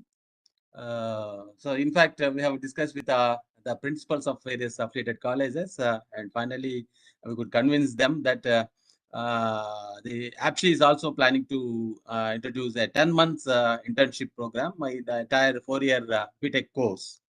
So it will start after the end of each semester. The students are free to choose their own period to complete this 10 months internship. So all the institutions have a strong training and placement cell for licensing with the industries, in fact. So industries should announce the internship calendar just like recruitment calendars there. So now the institutions also now are planned in such a way that the internships also should be planned in such a way that they should interact with the industries and make a schedule to complete these 10 months internship in the span of 4 years. And in the previous sessions discussions, which are on skilling, one of the experts mentioned that there are several learning management systems are there for the theory content of the courses. So similarly, just like the Swayam or MOOCs or any other platforms which are synchronized with the academic schedules of the institutions. Similarly, for internships also, there is a need to synchronize the offerings of summer internship or winter internships and such any semester break internships between the in the span of 4 years. So these need to be spelled out by the individual institutions. So that is one solution. And the setting up of industry advisory board in each department with the help of placement wing of the university as well as all the affiliating institutions to seek the opportunities and to grab the opportunities from the industries to provide the internship to the students. So this is another way of improving the provision for the internships to the students. So involving the faculty members as mentors and seeking feedback from the industries continuously from time to time with improvements of standards in carrying out the internship projects. So universities and industries should have a cooperation and association to understand and map the requirements and structured action plan so that whatever the industry needs from the academia and also academia, the help that is required by the academia from the industries also, these to be sorted out in a amicable way. So there are two steps I will propose this one. One is to build the ecosystem. So let us start making the internship activities right from the first semester of the course till the end of the course. And also let us provide some micro internships during the academic by giving a small problems and asking the students to provide the solutions. Yes, sir. So, as you said, maybe these challenges will be tackled with the placement cells playing a vital role. And also, they'll be trying to bring the synergy between the academy and industry. And as you also suggested, that each department has to take care of the internship needs by having a dialogue with the concerned industry. And your idea of micro internship, so that the students are geared well. I mean, instead of directly jumping into an internship, with the micro internships, he'll be gaining some nitty-gritty of the internship modules, and then he'll be able to do the internship in the most meaningful way, which will pay for his success in the world of work. Now, again to Dr. Drick Jacob. Now, you have installed a bachelor's degree program with Chinese Innovation Region University in Schengen. Now, what are the different measures you have taken to maintain the German standards or the German quality standards in instituting this particular program? And while you have instituted such type of programs, maybe is there any room, is there any chance for bringing out such type of bilateral exchanges with the AP state universities? Thank you for the question. So, yes, we set up such a program with Shenzhen Technology University.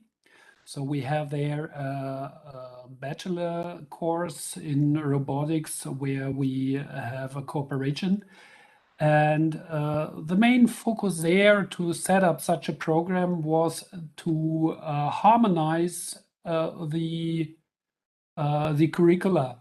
So we have so both universities, the Shenzhen University as well as the German or the Kempten University of Applied Science, have their focus on applied sciences. So we are focused on working together with industry on the course cooperation with the industry. And so this is in both universities the same spirit or the same the same mindset.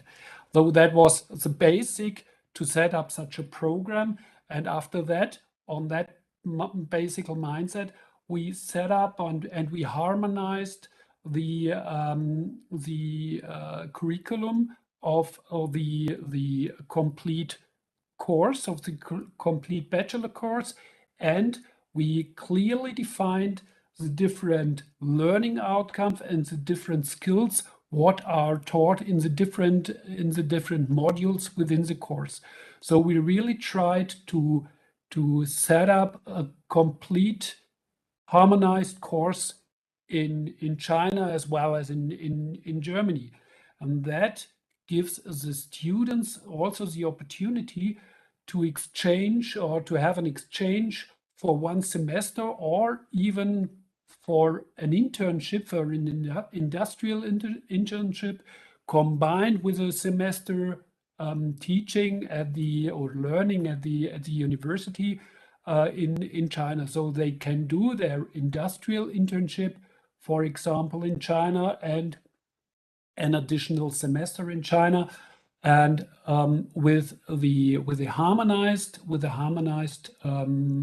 courses in China and in Germany, this is really possible to have there an exchange, and therefore it is also very, very helpful to have an exchange also on the side of the teachers and the lecturers and the professors. That is really helpful to have the same understanding and the same mindset regarding teaching and lecturing, and certainly to have a low threshold service. It is also helpful to set up, for example, online courses, where German students can join Chinese courses, or the other way around.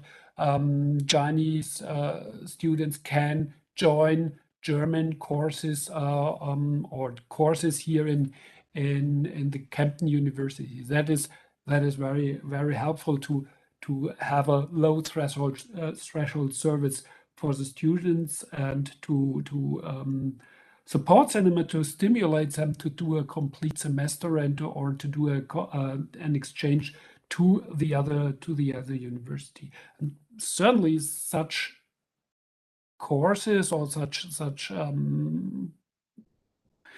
setups are thinkable, or you can imagine to do that also with Andhra Pradesh, with universities there, and to build up there a cooperation on that level.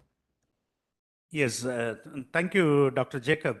Maybe with the type of efforts what Mr. Raj is putting, maybe universities like JNTU's, Jawaharlal Nehru Technological University, Kakinada, Anantapur, maybe Andhra University, can take your initiative of having a collaborative programs, maybe with your own university, Kempten University, maybe along with the experience what you have already got with Chinese universities. Maybe I think this will be a great way forward for the Andhra Pradesh state universities.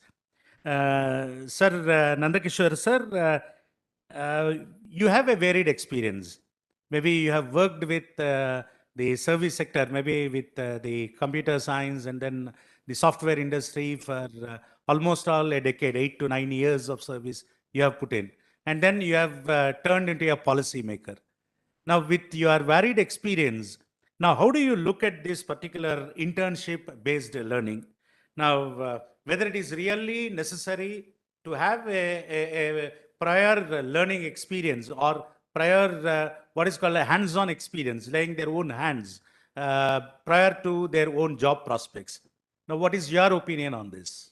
Absolutely yes, absolutely yes. Because as Group CEO APSCHE now, I am more interested in getting investments into the state, like for both IT and electronics. So whenever IT sector side, people are asking for everybody knows AP is a champion in IT sector, definitely. So largest number of IT workforce is from Andhra Pradesh, and these things are there. Still, IT industry within the Andhra Pradesh is facing challenges in getting right kind of people with right skills. So the industry, so there are different kinds, like they need proper infrastructure to work for, and they need a proper plug and play space, land, electricity, proper internet. So all these things are there for IT industry. And apart from all these things, from the government side, they also want skilled manpower. So this is the support that they need. And this is one of the most important requirement from their end.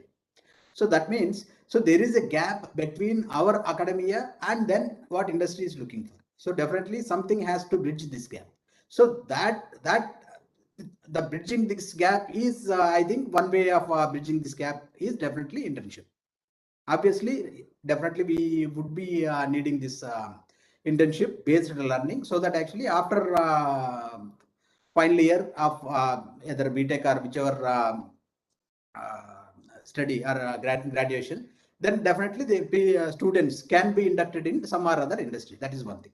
As I said before, so even now there is a requirement for internship learning in government also, because the problem statements that the government poses are huge. Like there are a number of schemes that the government is running now, and because of the large scale, the scalability is very large when compared to any other industry and all. So there will be unexpected challenges even every now and then. Actually, daily we will be seeing a different challenge from the field. So to do to understand this kind of scenario, definitely there should be some internship based learning for the government sector also. There is a requirement for both the sectors, both the industry as well as the government. Yes, sir.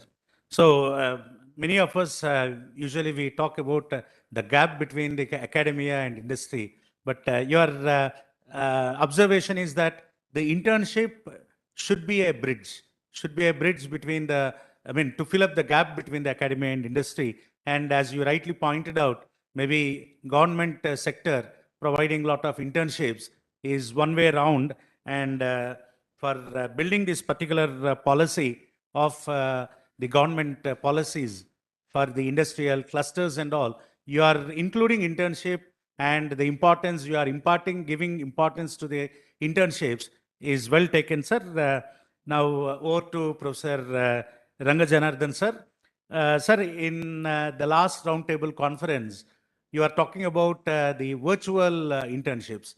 Because of the COVID pandemic, maybe not many industries are available, and students may not be interested to go, I mean, physically to go and work in an industry.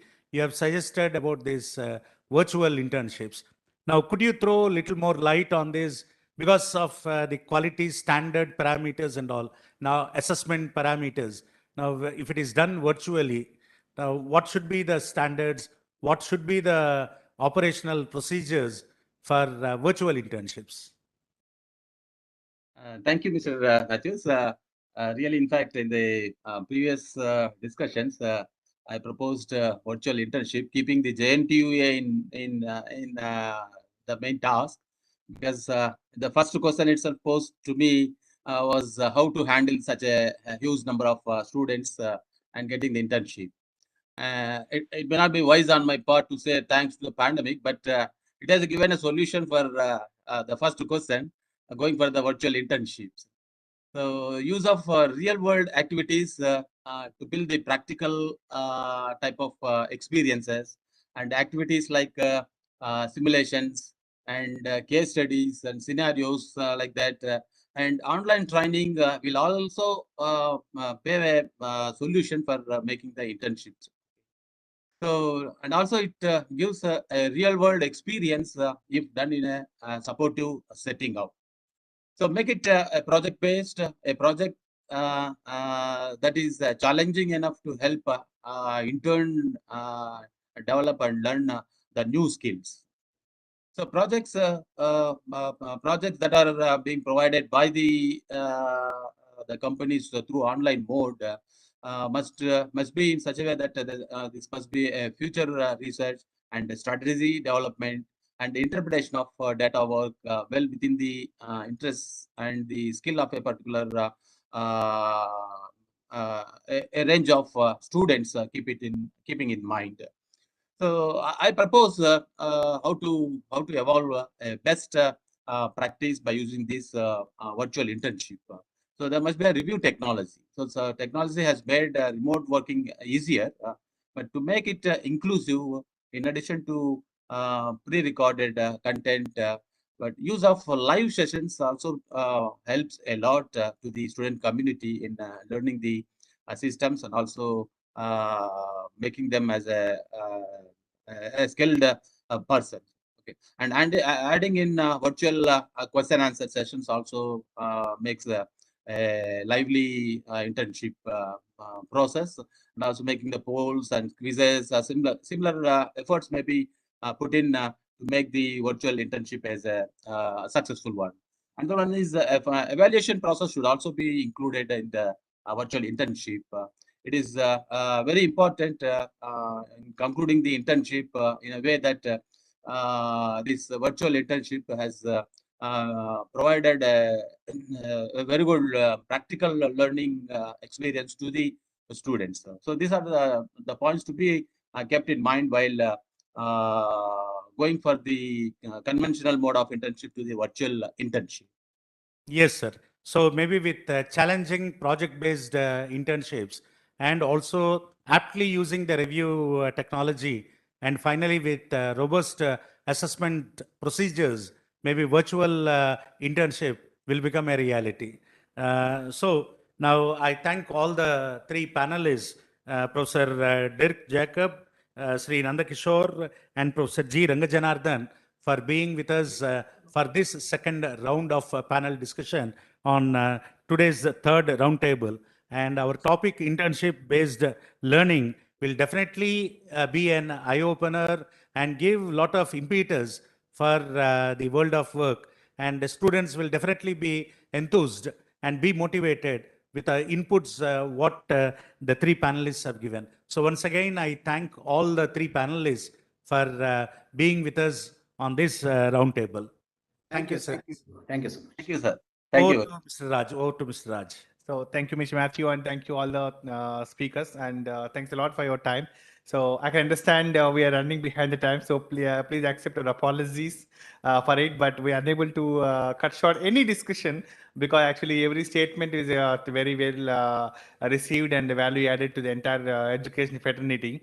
And also, I think one point I should mention, Professor Dick Jacob, also Artificial Intelligence Board member for the state of Bavaria. So as Prasad Reddy Garu mentioned, they installed AI Center of Excellence with industry in Andhra University. Yeah, maybe this kind of value addition also maybe we can incline in the part of the German corner or whatever the new topic is coming up with it. So with this, and also by thanking all the four speakers and three speakers in the second roundtable, I will be taking over again the third roundtable. And so now with this opportunity, I would like to invite the members of third roundtable to the again into the discussion. So students or faculties who are actually listening to the third roundtable, you'll be definitely going to thank me even though it is delayed, because this is a wonderful opportunity, like how the employment based linkage can be happen to the Germany, and how your higher education and employment opportunities, the companies like Mercedes, SAP, and Bosch, this is going to discuss in this roundtable. So even though your college buses are going on, so try to actually go this kind of discussion maybe after your through this YouTube link after that. So with this opportunity, we'd like to invite all the three members. I will try to accelerate in order to respect everyone's time. So please excuse me again for the delay in the time. So once again, inviting Professor Loymuller and Dr. Anil Kumar and Professor GVR Prasad Raju Garu to the table. So before inviting officially, I would like to take a opportunity to introduce these esteemed panel members to the table. So I would like to start with Professor Loy Muller. So Professor, of course, again, like Professor Dake, I also work with you, work under you on several projects. And to the audience who are actually in the session, so Professor Betram Loymuller is International Master Courses Head from the Chain-based University, and he has vast experience, nearly 3 decades, and he played multiple roles in the education sector. And he had a PhD from the Cornell University, and not only the management studies, he also has a wonderful experience as a civil engineer because he did his earlier studies in the civil engineering. So and also he played a major role in the several aspects in Germany and also international business and international development. And also he has a wonderful initiative like a benchmarking with multiple countries like Germany, Italy, England, Russia, Central Asia, and also South America. So with this opportunity, I would like to invite Professor Loymuller to the round table. Welcome you, Professor. Yes, welcome, and also warm welcome to all of you to India. I remember always back to my visits to South India, to Andhra Pradesh, Vijayawada, and looking forward to have the next personal visit to your region. That's wonderful, Professor. Wonderful. And now our second esteemed panel member, Dr. Anil Kumar, CEO of APITA. So, sir, with this opportunity, I would like to invite you with a few lines about you for our audience. So, Dr. T. Anil Kumar, he is the Chief Executive Officer of APITA, AP Information Technology Academy, and also he is an officer on special duty for the Minister for the Industries, Commerce, Information Technology, Skill Development and Training of Government of Andhra Pradesh. And he's also earlier worked as Executive Director in the skill side, and also he's a Regional Employment Officer, UIE, GB, AU, Visakhapatnam, and Deputy General Manager, OMC. And so with this vast experience of having the employment and also skilling and also with the Minister Peshi and also now as the CEO of APITA, so definitely you are going to have a jewel in our panel, sir. Welcome you to the panel, sir. I take this opportunity to extend my warm greetings to all the esteemed dignitaries who are present today. Hope we'll have a very good interactive session. Thank you. Thank you, Raj. Thank you, sir. And now our third esteemed speaker, Professor Dr. GVR Prasad Raju Garu, Vice Chancellor of Jawaharlal Nehru Technical University, Kakinada. So, sir, with this opportunity, please allow me to introduce you to our audience. So, Dr. GVR Prasad Raju Garu has 30 years of experience in teaching and research, and he's expert in expensive soils research, and also he produced 7 PhDs and guided 9 PhD scholars. He held different positions like head of the department, vice chancellor, controller of examination, in charge, professor in charge, and also he has published more than 100 technical papers in national and international journals and conferences. He involved in many challenging consultancy projects and presented the papers, chaired the technical sessions at national and international level. Being a chairman and organizing secretary, has conducted 6 seminars and conferences. Sir has vast experience and also in the international and domestic higher education side. So we welcome you, sir. We are very happy to have you here today. Thank you, Raj, for our nice words. I am extremely happy to associate with you all, sir. Thank you.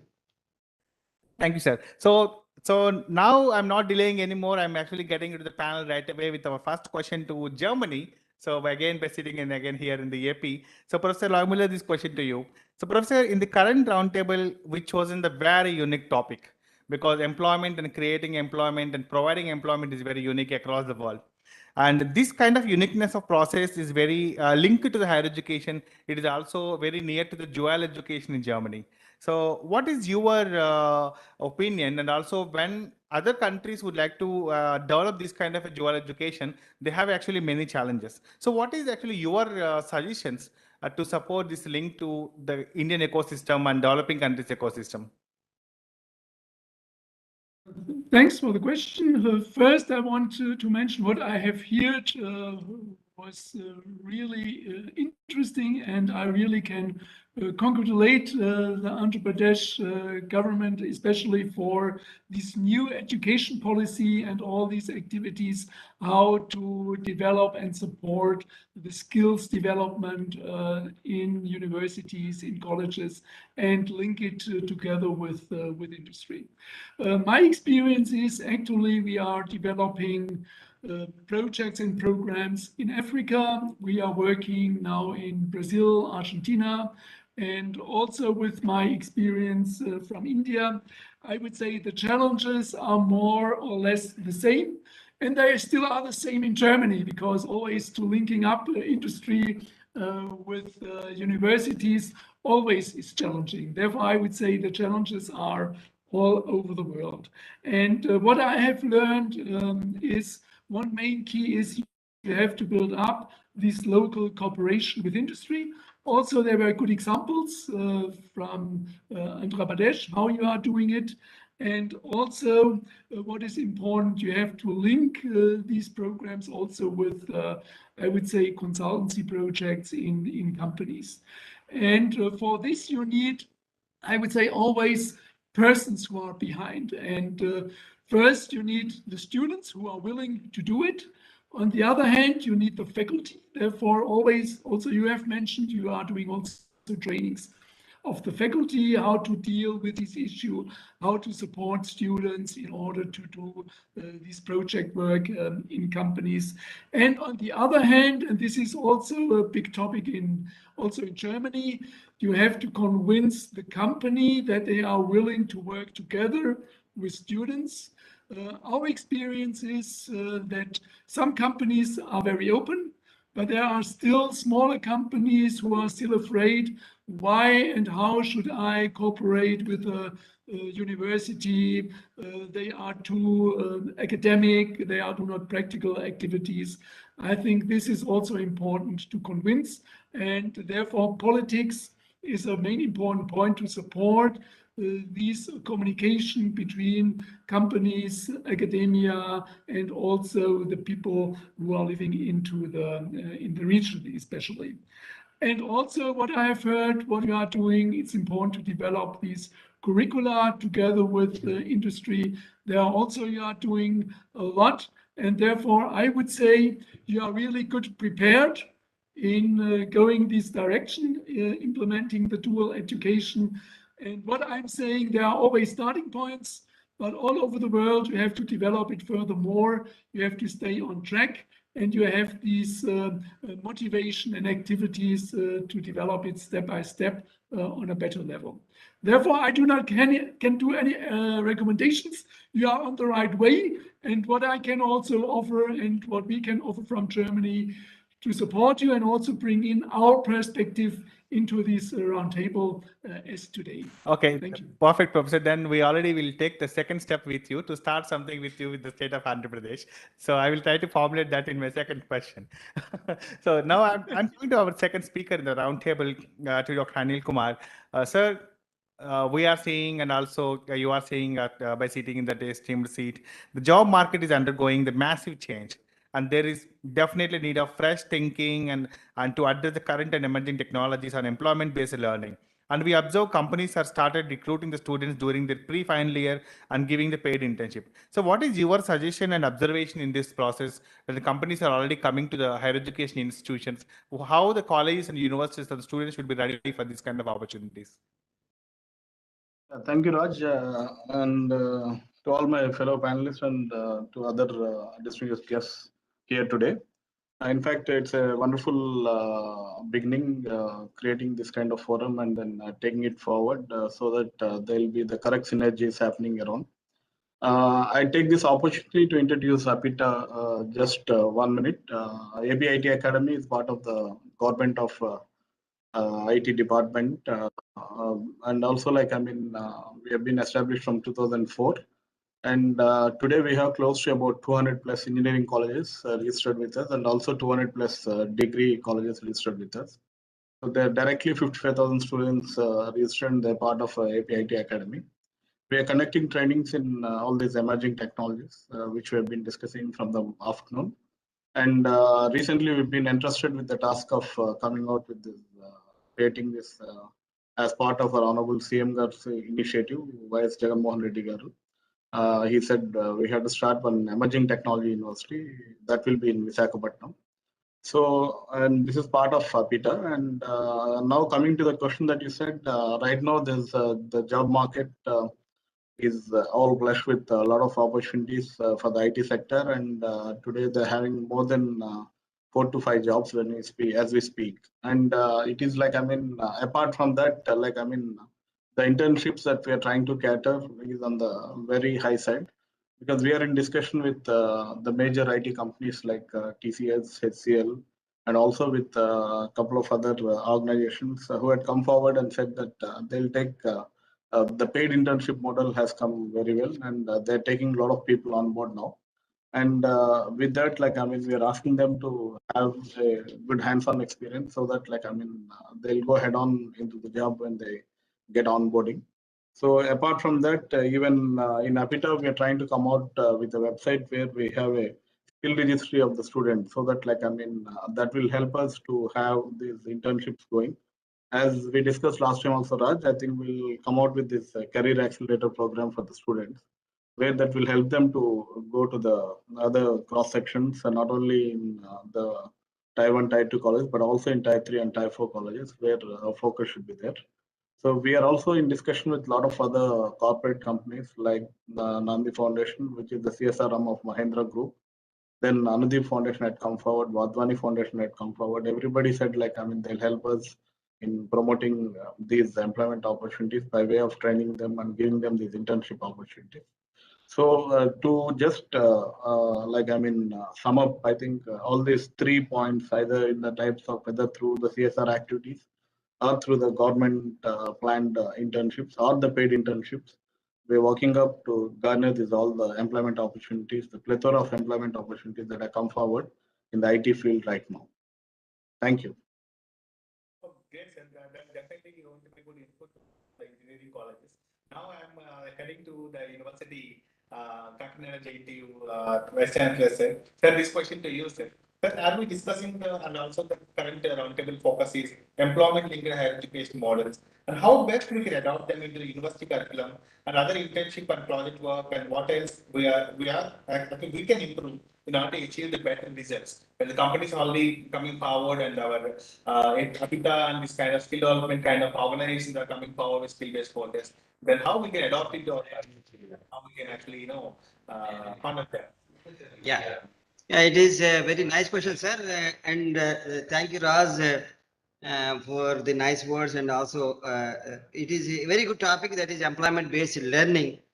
And also, the Anil Kumar Garu, CEO, and also Professor Lohmaller. I welcome you, sir. And just a half minute about German. So as you know, German is considered as a masculine language, while Sanskrit is a feminine language. So hence the collaboration of German and Indian universities will certainly yield great results and rich dividends. And not only that, as you know, a good teacher is the first student of a class, and we are all the students for life, says Indian philosophy. So as a good student, I just learned one sentence of German today. I'm not a Hindu, not a Buddhist, not a Christian, not a Muslim, not even an Indian, but a citizen of the world. So in German, ich bin global engineer. And in India also we learned in the beginning, fire is covered by smoke, and any great beginning is with hurdles. I am sure that the German-Indo collaborations will lead to brighter and better tomorrow, which will benefit one and all. So coming to the task here, sir, and the skill-based education is very much essential, is experimental, and follows the simple principle of learning by doing. And therefore, it differentiates from the conventional theoretical approach, and Germany is very good at it. On the other hand, knowledge-based education involves a greater focus on books. So the skill-based education, based on that, the employment potential depends, and which develops and promotes art of learning and development, and is about planning, implementing, and analyzing skills gained through knowledge-based learning methods. The students are motivated to think logically, analyze concepts, and apply their insights. Vocational education is a skill-based education. They all depend on indirectly on the placement activity, where the learners get skill through practical and academic knowledge. The skill-based education is fully job-oriented for a specific field. It is obtained through a short-term training or courses, not part of the formal education sector, and which provides employment in informal sectors. Such skills are also a part of the government's Pradhan Mantri Kaushal Vikas Yojana PMKVY scheme, which aims to promote recognition and standardization. However, expertise needs to be developed in the formal learning system as well. The current pandemic has advanced the use of local products and has helped people recognize the importance of a skill-driven society. Students should also keep in mind the situation, present situation, past COVID. The skill-based sector will witness a jump in the demand of job opportunities related to many aspects, sanitation, even health, technology, and more. With the help of the schemes such as recognition of prior learning, the national education policy, the student can receive both the security and benefit as it aids in an equivalent acknowledgement of both informal and formal learning. Students are the human capital of the country. We are rich in that, and it is essential to empower them for the development of economy.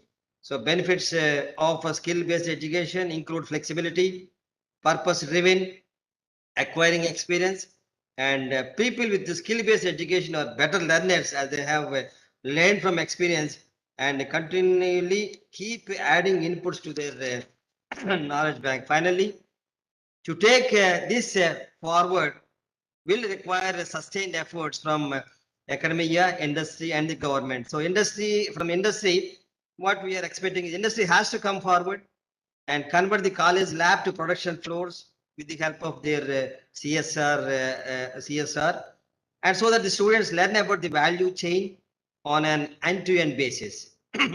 For this to happen, the industry will need to build shop floors and mini workshops at the institute itself. Not only that, from the academy side, academy has to be open to adopting a curriculum with lots of hands-on practice.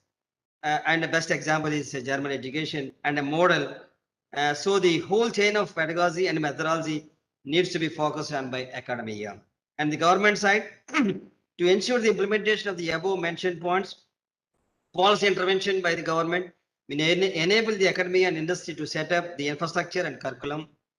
The government will also need to amend the Apprenticeship Act to allow easy internships, which the earlier panel they have discussed, and incentives the industry and academia to give easy apprenticeship to students. So with all this, with the various skilled workshop roles, students can be a part of the process in helping break down the cycle of unemployment. So that is my view, sir. Thank you very much. So thank you, sir, for that elaborative input, actually, what kind of things into the curriculum. So now again, I'm going back to Professor Loymuller. So Professor Loymuller, actually, I redesigned my second question. So as you already mentioned your first question, so there is no need to recommend something, let's start something.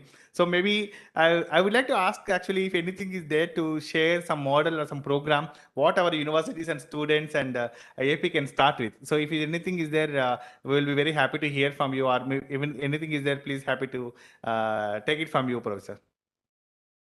Maybe I can share one chart, maybe if it's possible, and you can see it. This is actually what we are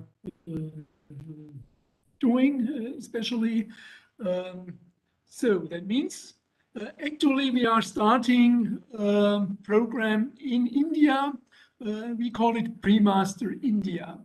The point is Steinbeis University has a very project approach. That means students are working 100% in a company as fellows and doing a project, and 20% there is courses, and the main point is how to bring the theory into practice. Now we have the request from many German companies, big companies, but also small companies, for locations in India, in Germany, but also other regions in the world. And with them, we have now agreed to start a pre-master, because the companies, and especially if you want to work with a German company, one point is you need understanding of the culture, and you also need the German language. And therefore we have now developed together, also with Rush together, a 6 steps program, especially for India. That means what the companies are looking for is for engineering students with a bachelor degree, better with a grade 2.4. We are doing, after application, doing an interview with them. Are they really prepared to go into such a fellowship program where they are working in a company and doing parallel then the study? In the pre-master in India, we are doing a 3-month course with them, especially intercultural management and international management is a point. And parallel, we support them to improve the German language skills. Level B1 is mandatory in order to start a job, especially in a German company. And I would say, even you are working for a German company in India, it should be and is helpful to have German language skills. When a student has completed this pre-master successfully, that means has done these certified courses, intercultural management, international management, and has a certification with level B1, we are bringing them together with a company. We are doing interviews, and when they are really successful, they will get a fellowship program and can start a program in a company. That means the company is paying the master's program, they're getting a monthly payment, and they have to run a project together with Steinbeis University for the company. And this is actually what we are doing not only in India, we have the same program in Brazil, and we're starting the same program in the next 2 months in South Africa. And now we have not only the requests from German companies, also other international companies are now coming to us, especially to start with this activity. Now I have to switch off. I don't know. Thank you, Professor. I just would like to repeat. I mean, thanks for that sportiveness immediately showing one of the successful model. So you mean to say that students no need to start just masters; they can also start a job in Germany directly after their bachelor's. So yes, of course, then they'll be working, yes, and also they'll be getting a post graduation. Sure, I think this definitely we'll be sharing with our other colleagues also to take it forward. So yeah, I also see that okay, when I was a student, even I was also having really aspiration like okay, I want to start job in Mercedes and Siemens, SAP, and what the companies actually what you collaborated there already. So thank you for actually sharing that successful example, Professor. So now I am going to the second our panel member to Anil sir. So Anil sir, actually we see one successful model from Germany, what Professor Loymuller is shared, and also you mentioned several companies are coming forward, and for example Nandi Foundation, Mahindra Foundation, they're coming forward and training our students. So if some students or any student from Andhra Pradesh would like to, if they want to achieve this kind of value addition from the international platform, so what do you suggest, sir? How the universities and colleges and students should be ready, and how the organization like APTA could handhold their aspirations? Yeah, that's pretty true, actually. Like, I mean, in fact, we've been working on that model, and as you're aptly sitting under the APSCHE banner, so they're there to guide us all the time, so that, like, I mean, when we want to do some collaborations abroad, so I think we'll try to do the dual degree system. That's the model that we've been talking about. And also, like, I mean, probably OMCAP has been part of the government of Andhra Pradesh initiative, Overseas Manpower Company of AP, which looks at abroad placements. Now that AP-NRT is in line, like non-resident Telugu Association. So with their help also, I think we can collaborate and then start working on abroad collaborations, because now it has become hybrid model where need not be like, I mean, they had to be physically immersed in the university. The model has become very hybrid, and then people can have both kind of like, I mean, learning either through the LMS or through the physical and non-physical virtual mode.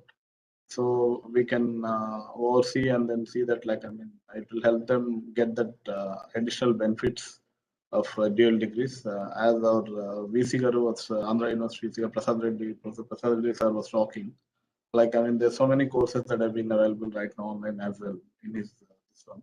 So likewise, I think we can take it up for addition to the courses that they're doing and our APSCHE's guidance also, so that I think we can take it forward from then on, if it is accepted on the credit system as well, as part of the curriculum and electives.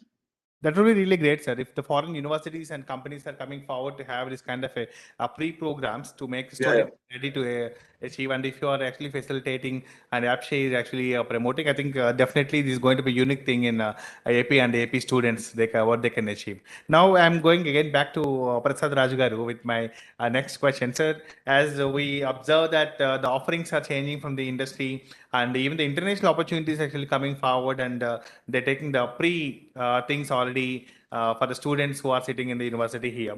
And also you are seeing the job market is also having a massive disruption. So in this kind of thing, actually, what are the fresh trainings and adaptations need to be done in the universities and colleges? And could you please mention few suggestions for students on multi-skilling methodologies?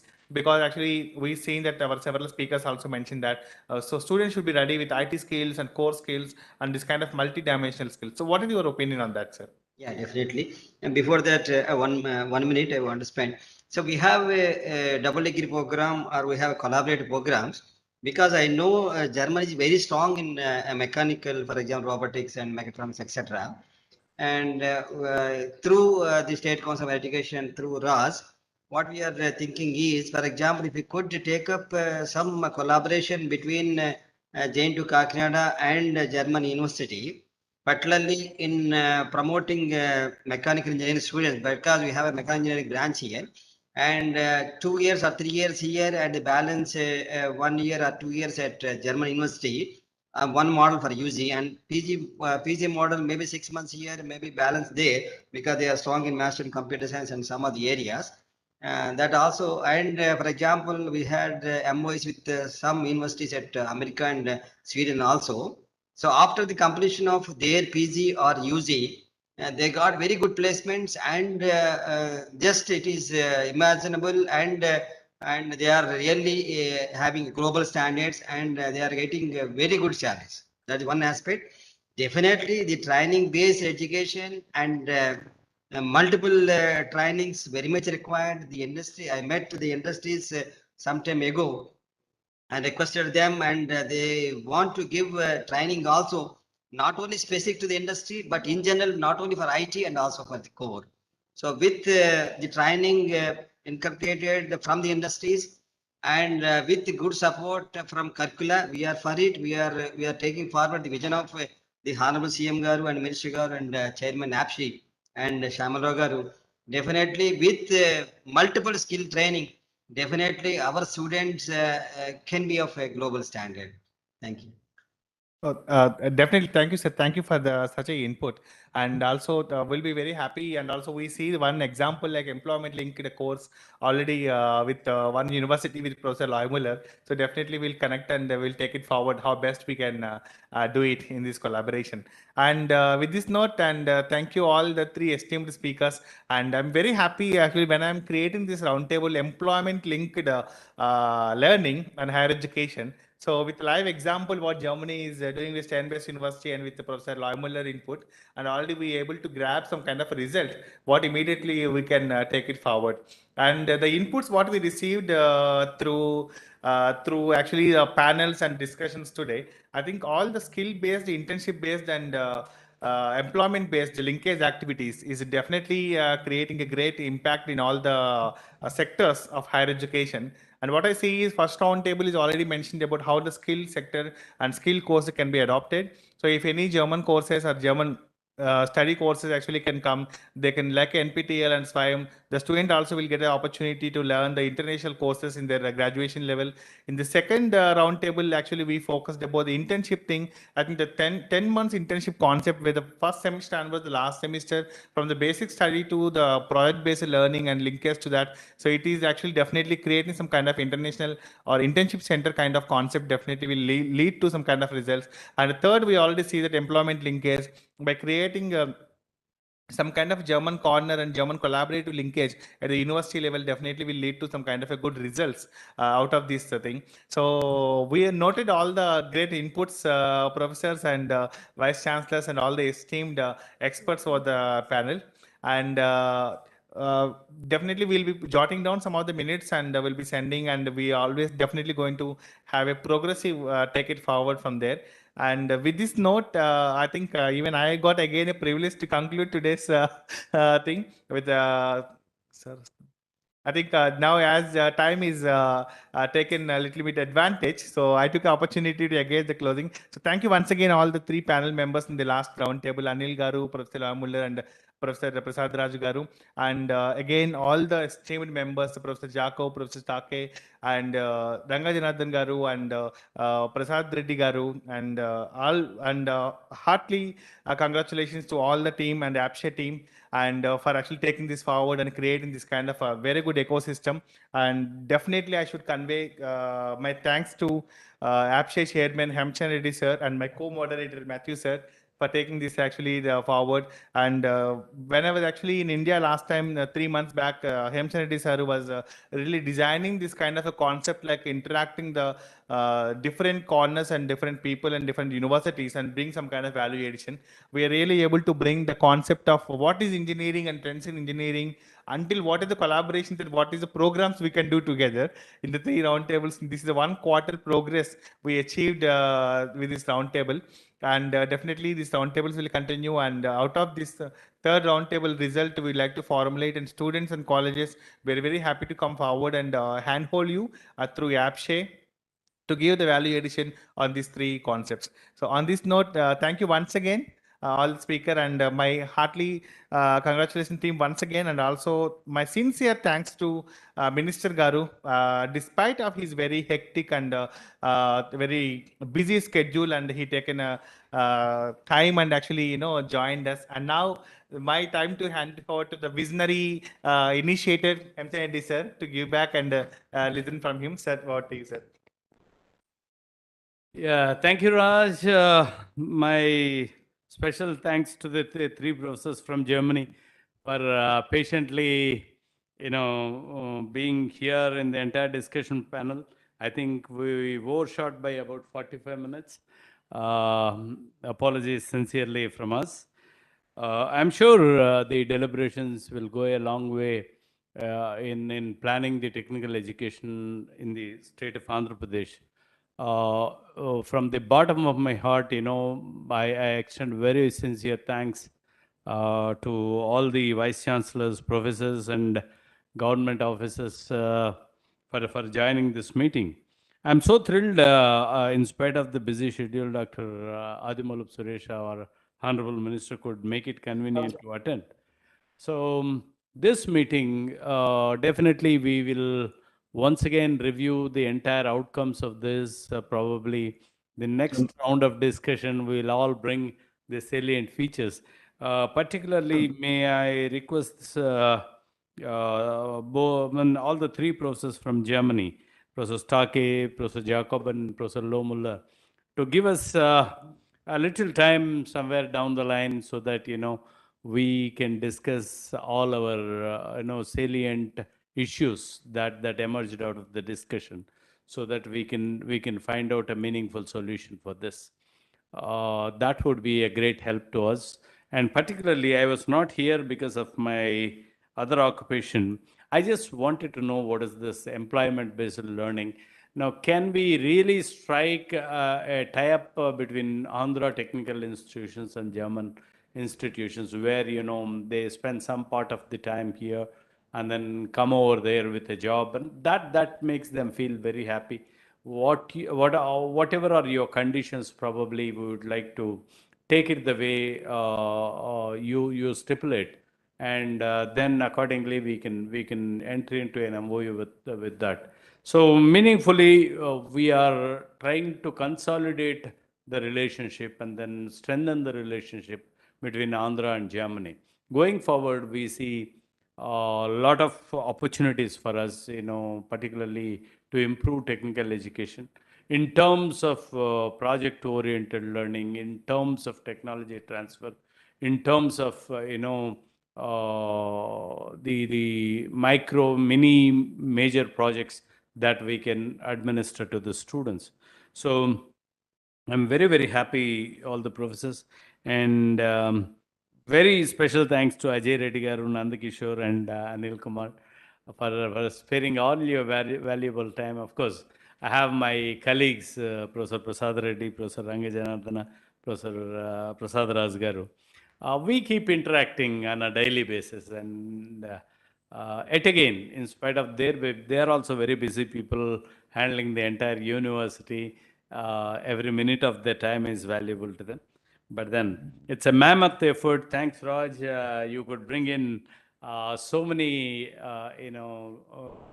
luminaries here and then make them participate in the discussion. This discussion, we are planning to convert this into text and then try to publish in newspapers as well, so that it will get wide circulation to it. Thank you very much for all your support. I seek all your support going forward as well, so that we derive a few tips and a few solutions to strengthen our education system. Thank you. Thanks a lot. Perfect. Thank you, sir. Definitely, which again, maybe without sir, actually I shared, but actually without his vision, these roundtables cannot be happen. So as I mentioned, 3 months back, it was just a very nascent idea across the table. So I just came to say hello, and he mentioned, Raj, we should start to explain what is engineering. Now we already, sir, as I should definitely share with you. We already grabbed the opportunity with Professor Loy Muller. He already showcased the employment linked programs, what is successful in Germany. Okay. We already extended, we want to that in AP. So definitely we'll, while we are converting the test, we'll all record all these things and we will take it forward. And once again, thank you, sir. Without you, these things cannot be happen. And definitely we'll make sure that we will take it forward and we'll result oriented things we'll bring. Thank you, Sure. sir. Thank you. Thank you all. Thank you, sir. Thank you very much.